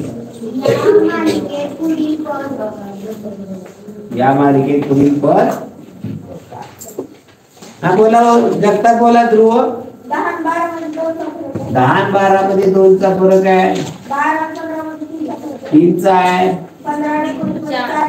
4 चा आहे, 5 चा आहे, 6 चा आहे, 7 चा आहे, 8 चा येणार. इथं काय येणार नक्की 100%. डन. छान खूप अच्छा. चला पुढील प्रश्न सांगा. हा 160%. टक्के म्हणलं की काय होतो टक्के म्हणलं की त्याचा छेदात 100. 160% छेदात 100 देऊन टाका आणि जोडवायचं. आता इथं तुम्हाला काय सांगितलं मगाशी काय सांगितलं छेदामध्ये 10, 100, 1000 असेल तर भागू भागू करत बसायचं. भागू भागू करण्याऐवजी काय करायचं टिंबू टिंबू काय. आता इथं 100 म्हणजे किती शून्य येतो दशम चिन्ह अंश आहे तसा लिहून टाका. या अंशाला नका घ्या अंशाला आहे तसा लिहा. खाली 2 संख्येच्या अगोदर दशम चिन्ह काय आलं उत्तर. आता वाचन शून्याला काय किंमत असते का उत्तर काय देणार 1. एखाद्याला वाटला आड केला की आपल्याला ह्याच्या अजून 0 द्यावी, त्याने ह्याच्यावरती अजून 2 0 दिली, काय किंमत बदलणार आहे का. हे उत्तर आपल्याला पर्याय नसेल तर हे बघायचं, हे नसेल तर अजून 0 द्यायची. काय पर्याय बदलत किंमत बदलत नाही. हा 52 प्रश्न झाला. 53 झाला. एका दुकानदाराने प्रत्येकी 300 रुपये दराने 15 टेबल आणि प्रत्येकी 200 रुपयाच्या दराने 20 खुर्च्या विकत घेतल्या. वाहतुकीसाठी त्याने 150 रुपये खर्च केले. त्याने ते टेबल व त्या खुर्च्या प्रत्येकी 250 रुपयाच्या सरसकट दराने विकल्या तर नफा अथवा तोटा किती. दुकानात 300 रुपयाने 15 टेबल घेतले. एक टेबल 300 रुपये. मग 15 टेबलाचे किती पैसे झाले कसं काढणार 15 गुणिले 300 450 बरोबर ना. 450 म्हणला म्हणजे 400 हे बाहेर 2 शून्य मांडून टाका. गणित काय राहिलं 15 गुणिले 3 15 3. आता 200 रुपयाने 20 खुर्च्या. हा 1 शून्य हे 2 शून्य 3 शून्य मांडले. राहिले गणित काय टेबला खुर्च्याला किती गेले आणि हे सगळं सामान 8500 गेले. हे दुकानात फुकट. आता हे घेतलं पुण्यामध्ये खरेदी केलं. दुकानात आणायला 150 रुपये खर्च करावं, भाडं द्यावं लागतं, हमाल द्यावी लागते का फुकट येणार आहे का. बघू मला तुमचं टमटम बोकेच्या टमटम मध्ये आपल्याला चालेल का? नाही ना, तुम्हाला काय माझ्या घरचं डिझेल आहे का? मी ते डिझेल टाकायला लागतं. म्हणजे सर तुम्ही मानताय म्हणून सर तुमचं मी आणतो, फक्त डिझेल पुरतं पैसे द्यावं लागेल ना. म्हणजे हा याचा खर्च 150 याच्यामध्ये ऍड केला, म्हणजे एकूण खर्च किती झाला हो? 8,650. आणि आपल्याकडे दुकानात आणून ठेवलं. सोनवलकर आला, सोनवलकर म्हणला सर हे जे सगळे तुमचे 15 टेबल आहेत आणि 20 खुर्च्या आहेत, मी हॉटेल टाकणार आहे, मला हे सगळं पाहिजे.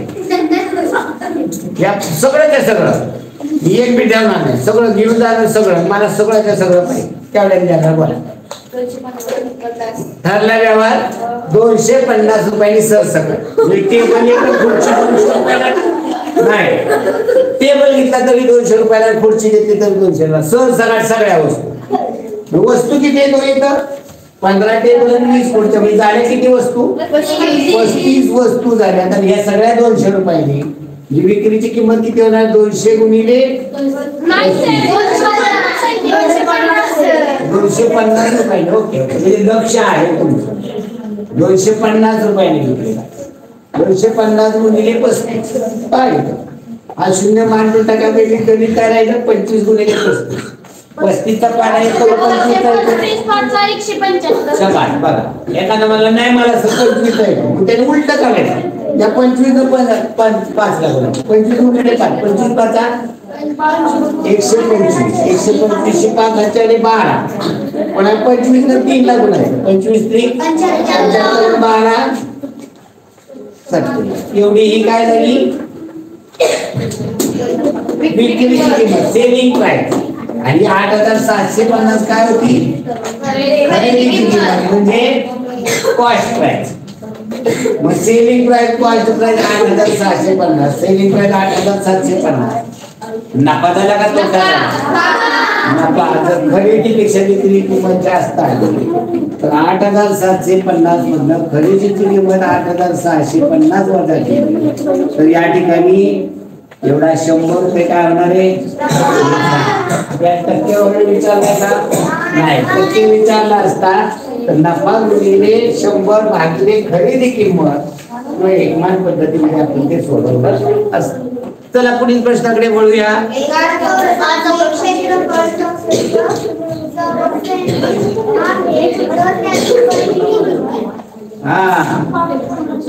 चौरस म्हणजे हे पहा, तुम्हाला मी सांगतो, तुम्ही जर आकृत्या काढल्यानं कोणतंच गणित तुम्हाला अवघड वाटणार नाही.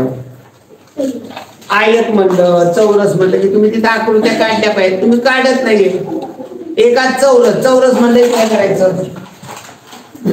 मग पेंडी काढायचे हो, जरा वाकडं तिकडे येऊ द्या. पण आपल्याला माहिती नाही चौरस म्हणजे चारी कोण कसे काय कोण आहेत, चारी बाजू कसे आहेत सारखे आहेत. आणि याचं क्षेत्रफळ 64 सांगितलं. क्षेत्रफळ कसं काढतो आपण चौरसाचं?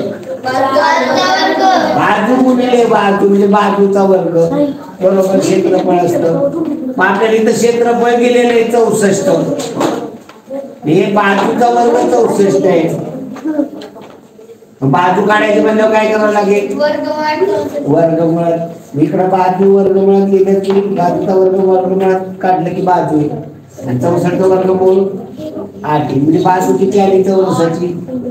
याची परिमिती काढायची. चौरसाची परिमिती ही 8 ही 8 ही 8 ही 8 म्हणजे 8 आणि 32 काय दगड दोंड. जे परिमाण आहे ते सेंटीमीटर आहे. म्हणजे या पद्धतीनं तुम्ही तर सोडवता अगदी व्यवस्थित जमतो.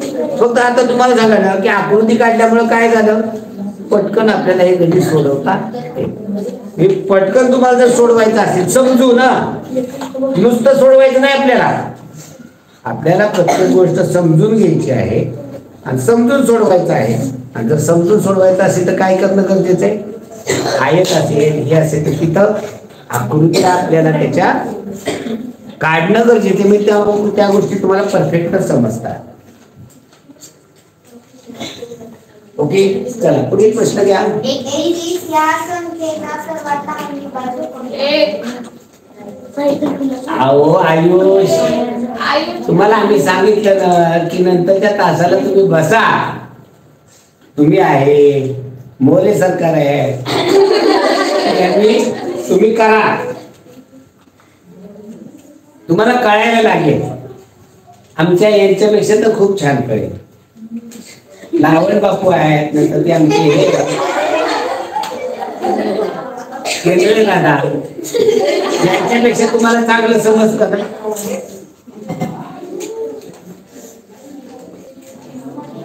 तुम्ही केवळ सोल्युशन जरी केलं ना, सोल्युशन जरी तुम्ही समजून घेतलं ना, खूप काही तुम्हाला कळणार. फक्त वेळ दिला पाहिजे. वेळ दिला समजून. तुम्ही मला सांगा ऑनलाईन किती दिवस झाले हो चालू झालेलं?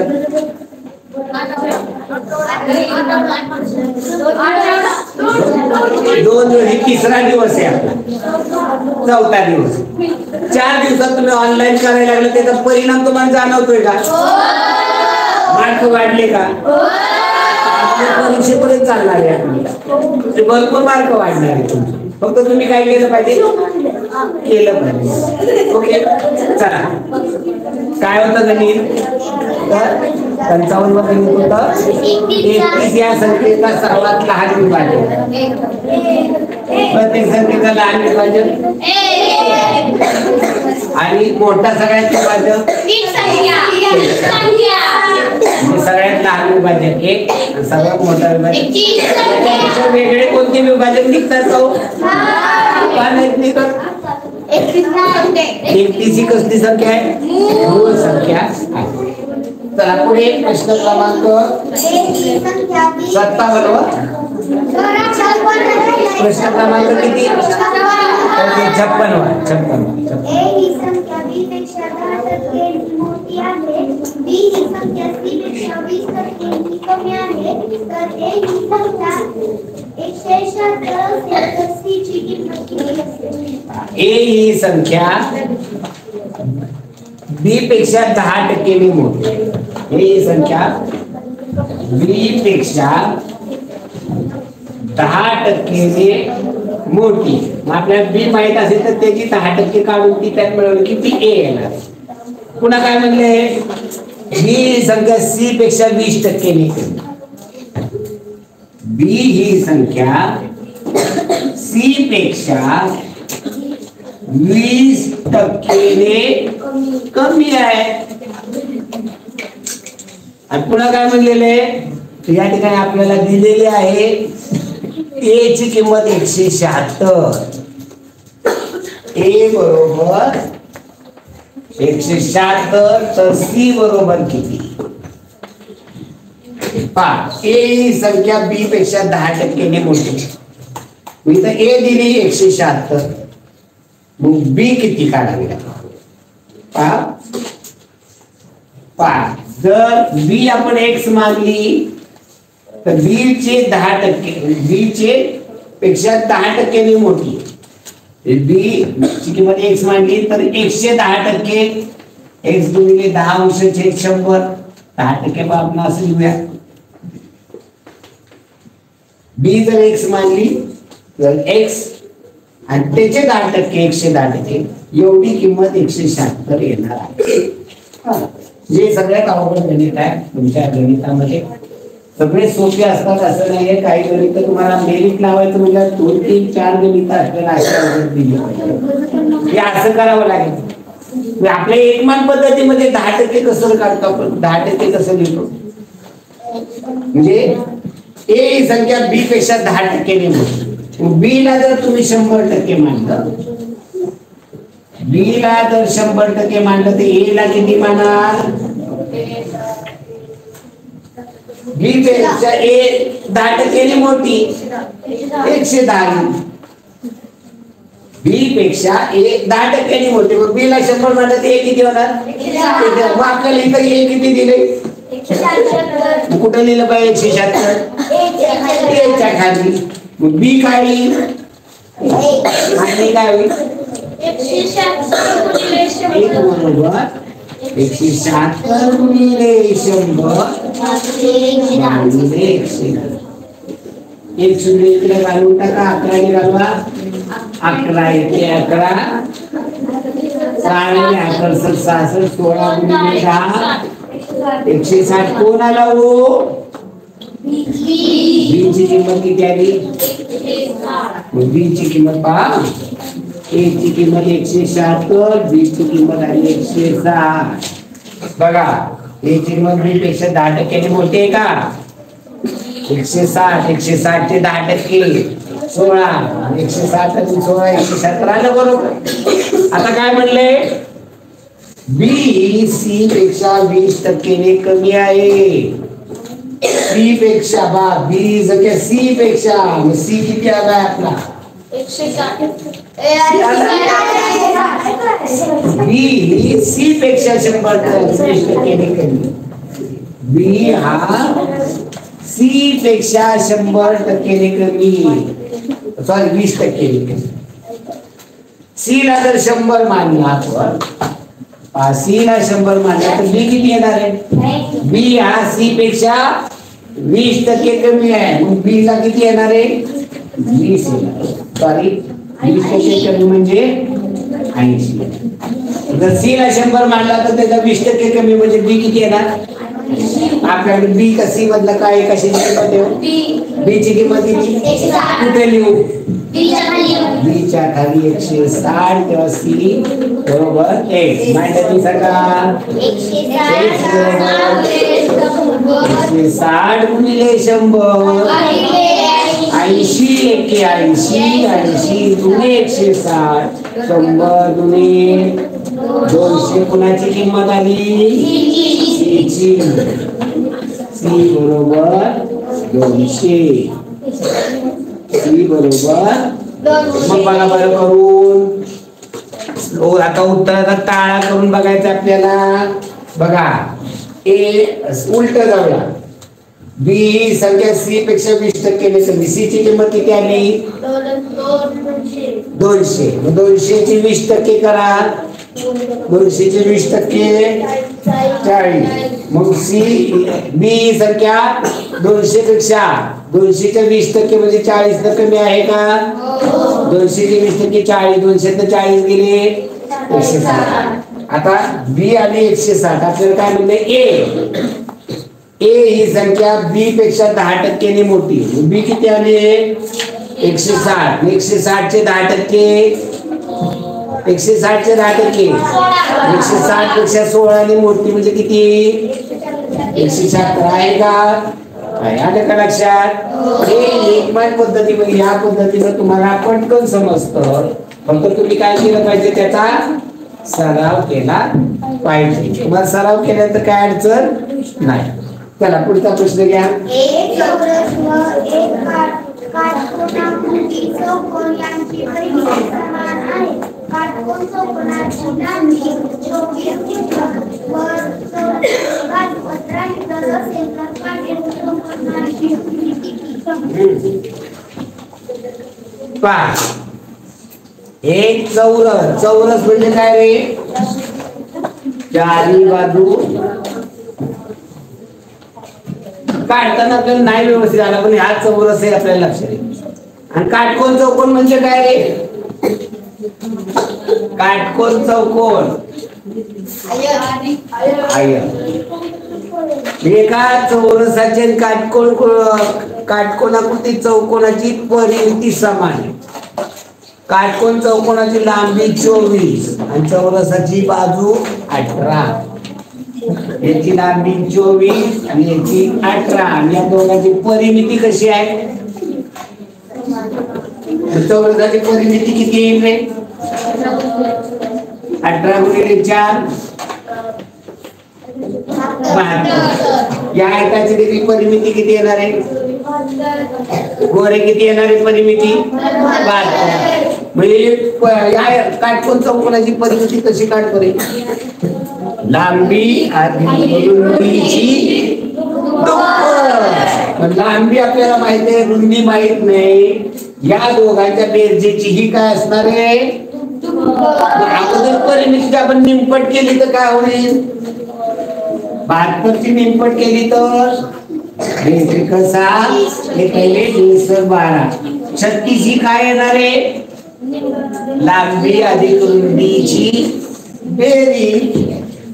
लांबी आणि रुंदीच्या बेरजेची दुप्पट होते परिमिती. अगोदर परिमितीची नेमपट्टी होती. ही लांबी आणि रुंदीची काय असणार आहे? बेरीज. 124 अधिक येते इकडे पाठवले. 36 बद्दल 24 गेले. उत्तर किती येणार आहे? 12 ही काय आली?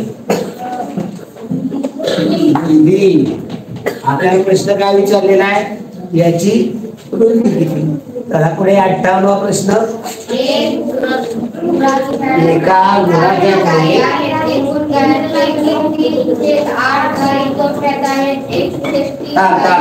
3/8 गायी गोठ्यात. गायी गोठ्यात. हा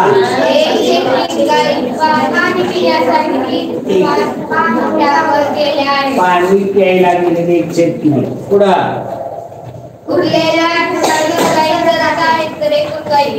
उरलेल्या 28 गायी चरत आहे. 28 गायी काय करताय? चरत एकूण गायी. आता मला सांगा गोठ्यातून पाणी प्यायला गेलेल्या कशा काढ चालू? त्यांची बेरीज. मग गोठ्यात किती? आणि पाणी प्यायला गेलेल्या त्यांची बेरीज कशी कराल? छेद समान किती होईल? 8 × 24 करायला छेदाची 3 पट केली, अंशाची 3 पट, चिन्ह 24 करायला म्हणजे किती पट? छेदाची 8 पट केली, अंशाची 8 पट, 9 8 17/24. याचा अर्थ काय होतो? गायीने 24 भाग केले तर त्यातले 17 भाग गोठ्यात पाणी प्यायला गेले. हे 17 भाग गोठ्यात आणि पाणी प्यायला गेलेले आहे. राहिले किती? 24 बद्दल 17 भाग इथे राहिले. 24 बद्दल 17 भाग गेले. राहिले किती? 7 भाग. हे कुठे आहेत? 7 भाग बरोबर 28 गायी. 7 भाग बरोबर 1 भाग बरोबर 28 भाग गेले. 7 केले तर उत्तर किती ते? 1 भाग बरोबर. मी एकूण भाग किती आहेत आपल्याकडे? एकूण भाग किती? 24 भाग बरोबर 24 गुणिले 4 येणार आहे 24. एकूण गायी किती आहेत? आपल्याला विचारले का एकूण गायी किती? जर आपल्याला विचारलं गोठ्यात किती गायी आहेत तर 96 गुणिले 3/8.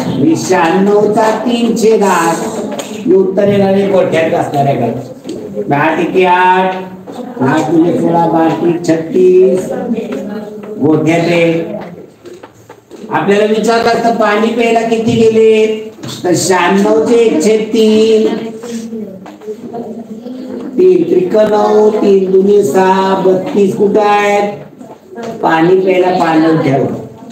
आणि गोठ्यात आपल्याला काढलेलं उत्तर होतं गोठ्यात किती आहे? 28. बघायची बेरीज 96 येतात का? या गोठ्यात. ओके. अशा 28 गायी कुठे आहेत? कुठं म्हणलं आपण त्या गोठ्यात पाणी प्यायला उरलेल्या चालताय. 28 गायी चालतात. उत्तर बघायचं आहे का? बरोबर आहे. चला पुढचा प्रश्न.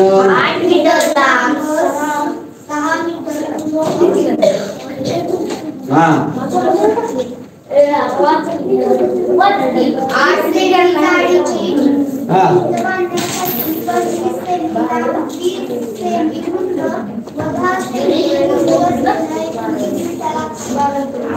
माप भिंतीचं माप कसं आहे मीटर मध्ये? भिंतीचं घनफळ भागिले एका भिंतीचे घनफळ. आपल्या आता घेतो की सगळी माप. ही सगळी मीटरची सेंटीमीटर मध्ये. 1 मीटर म्हणजे किती सेंटीमीटर? 100. मग 8 मीटर म्हणजे 800 गुणिले 600. गाडी किती आहे? 25 सेंटीमीटर म्हणजे 25 सेंटीमीटर भागिले एका भिंतीची लांबी एका विटेची लांबी, लांबी विटेची, उंची जाडी, घनफळ बरोबर या विटाचं लिहिलं गुणिले एक्स होणार आहे. एक्स ला हे गुणिले इकडं भागिले पाठवलं. 1 आणि 2 शून्य घालून टाकूया आपण. हे 2 शून्य गेले 25 एके 25. या 2 ने लावलं 2 चोक 8, 600 गुणिले 4, 2400 विटा लागतील. हा हा मला तुम्ही सांगितलं काय 8 मीटर 6 मीटर आणि 20 सेंटीमीटर. इथं 20 लिहायला पाहिजे होतं. म्हणजे तुमचं लक्ष नाही बरं का. तुम्ही हे सांगायला हवं गणित मला. तुम्हाला लक्ष द्यायचं नसेल तर मग काय उपयोग नाही. त्यांनी घरी जावं आपलं.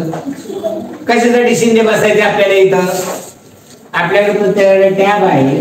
प्रत्येक जण त्याच्यामध्ये बघतो आणि सगळं गणित सोडवून झाल्यानंतर तू जर आता बोलत असते तर उपयोग नाही ना. मी तुमचं लक्ष म्हणजे इथं फक्त ऐकायला बसलाय का. आपण पिक्चर चाललाय का इथं नाही ना. जी ती गोष्ट जिथल्या तिथं बोललं पाहिजे की इथं असं नाही सर. लांबी 800, रुंदी 600, जाडी 20 आहे. भागिले रुंदी विटेची 25, रुंदी जाडी बरोबर आहे का माप आता.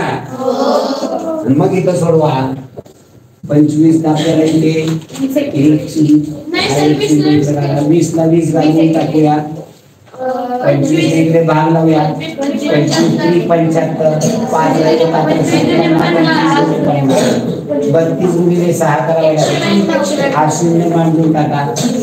6 गुणिले 1200, 2 8 साठी 1920 मीटर लागते. तर पुढचा प्रश्न 60वा प्रश्न 1/5 चौकटी कंसात महिरपी कंसात 18/5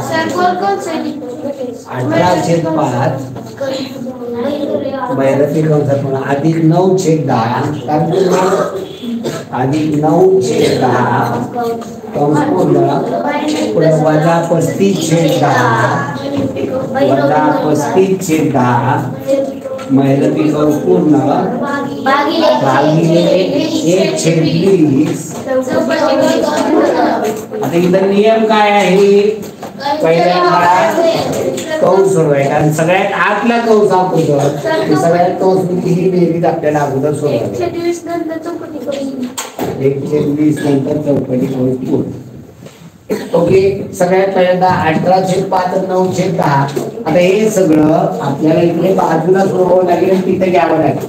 तर तिथं सगळं केलं तर गोंधळ होतो. एक बाजूला घेऊन बेरीज वजाबाकी काय असेल ते म्हणजे 18/5 अधिक 9/10 हे सारखा काय होईल 10 होईल. याची दुप्पट अंशाची दुप्पट 36. याची 1 याची 1 9 36 अधिक 9 45 अंशाचे 10 संक्षिप्त करून जातं का. 5 गुणिले 10 5 9 45 तर काय येणार आहे 9/2. आता हे त्याच्यामध्ये घ्यायचं. दागोदरचं आहे तसं हे काय एकच चेक करा. गुणिले चौकटी कंसामध्ये महिरपी कंसामध्ये त्याचं उत्तर आलेलं आहे 9/2 वजा 35/10 महिरपी कंस पूर्ण भागिले 1/2 20 आणि चौकट. आता महिरपी कंस सोडवायचा 9/2 वजा 35/10. इथं वजाबाकी करायची म्हणजे काय करावं लागेल 2 आणि 10चा छेद 10 होईल. याची 5 पट 5 पट वजा 10ची 1 पट 35 पट 35 गेली 10/10 उत्तर काय येणार आहे 1 नुसतं लिहायचं नाही ते 1/1 1/5 गुणिले चौकटी कंसात 1/1 हे झालं सगळं सोडवून भागिले 1/20 भागिले म्हणजे 1/5 गुणिले 1/1 गुणिले 20. आता चौकटी कंस निघून गेला हे मांडलं. आता बाहेर पण गुणिले गुणाकार अगोदर करायचा असतो. आता इथं सगळेच गुणिले नंतर अंशांशाचा गुणाकार छेदाचा गुणाकार करण्याऐवजी छेदाने अंशाला जिथं भाग जातो तिथं घालून टाक 5 ने 5 आता दुसरीकडे कुठेही जात नाही. अंशांशाचा गुणाकार 4 छेदाचा 1 उत्तर काय येणार आहे 4. त्यामुळे हा प्रश्न क्रमांक 7. ओके हा प्रश्न क्रमांक 7. काय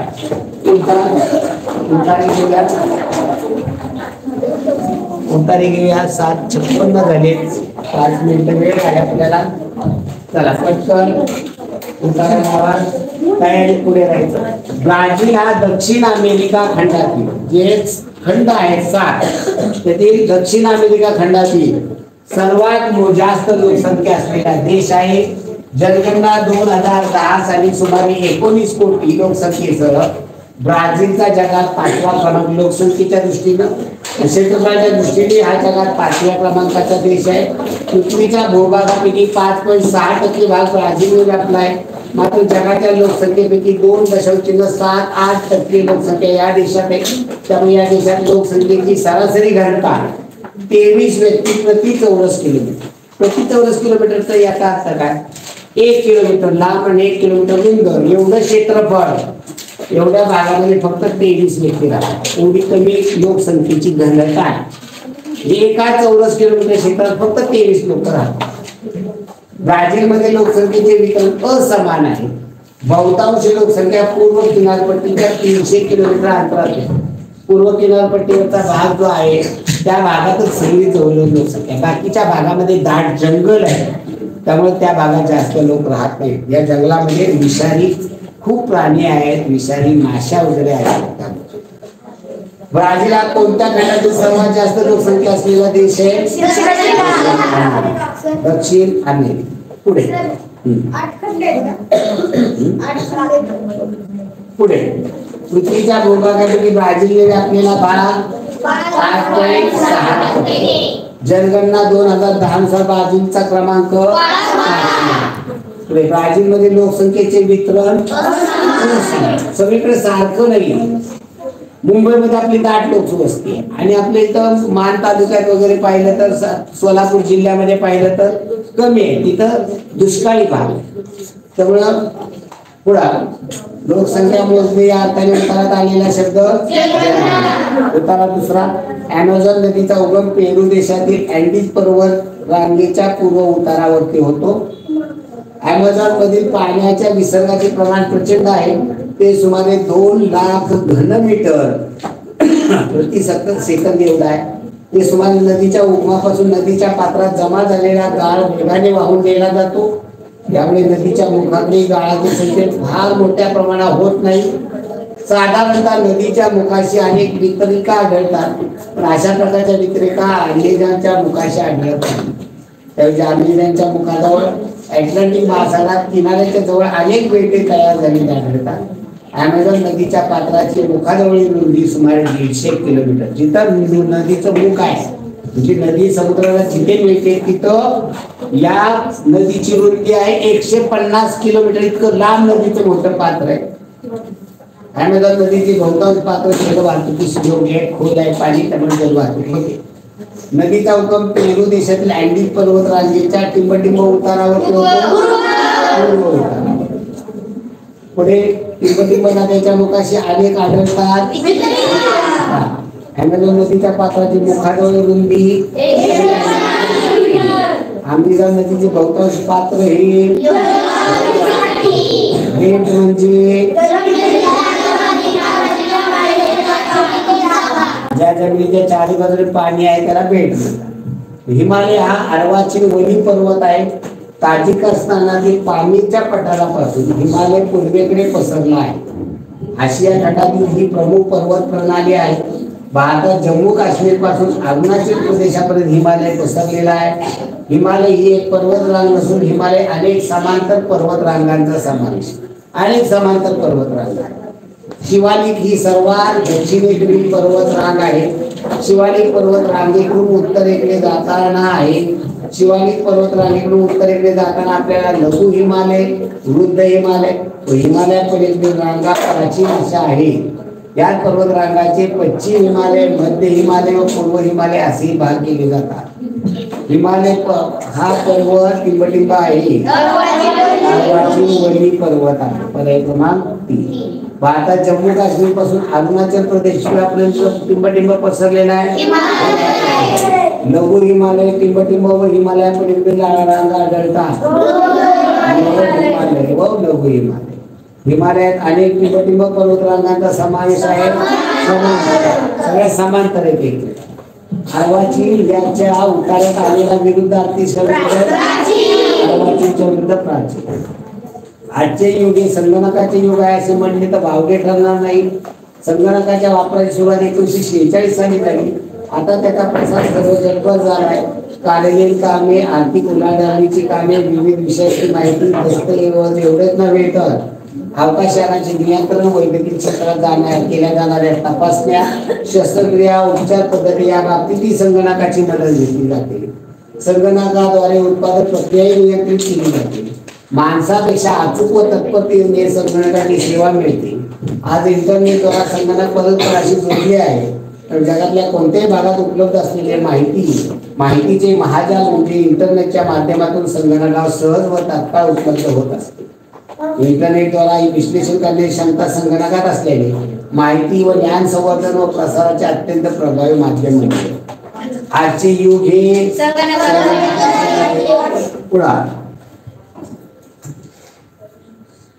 संगणकाच्या वापरण्याची सुरुवात. माहितीचे महाजाल म्हणजे माणसापेक्षा अचूक तत्परतेने सेवा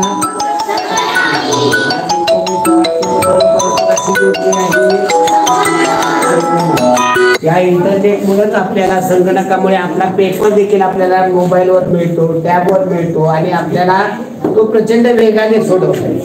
हा जर पेपर मी तुम्हाला कागदावरती दिला असता तर या पेपरला लागणारा वेळ खूप लागेल.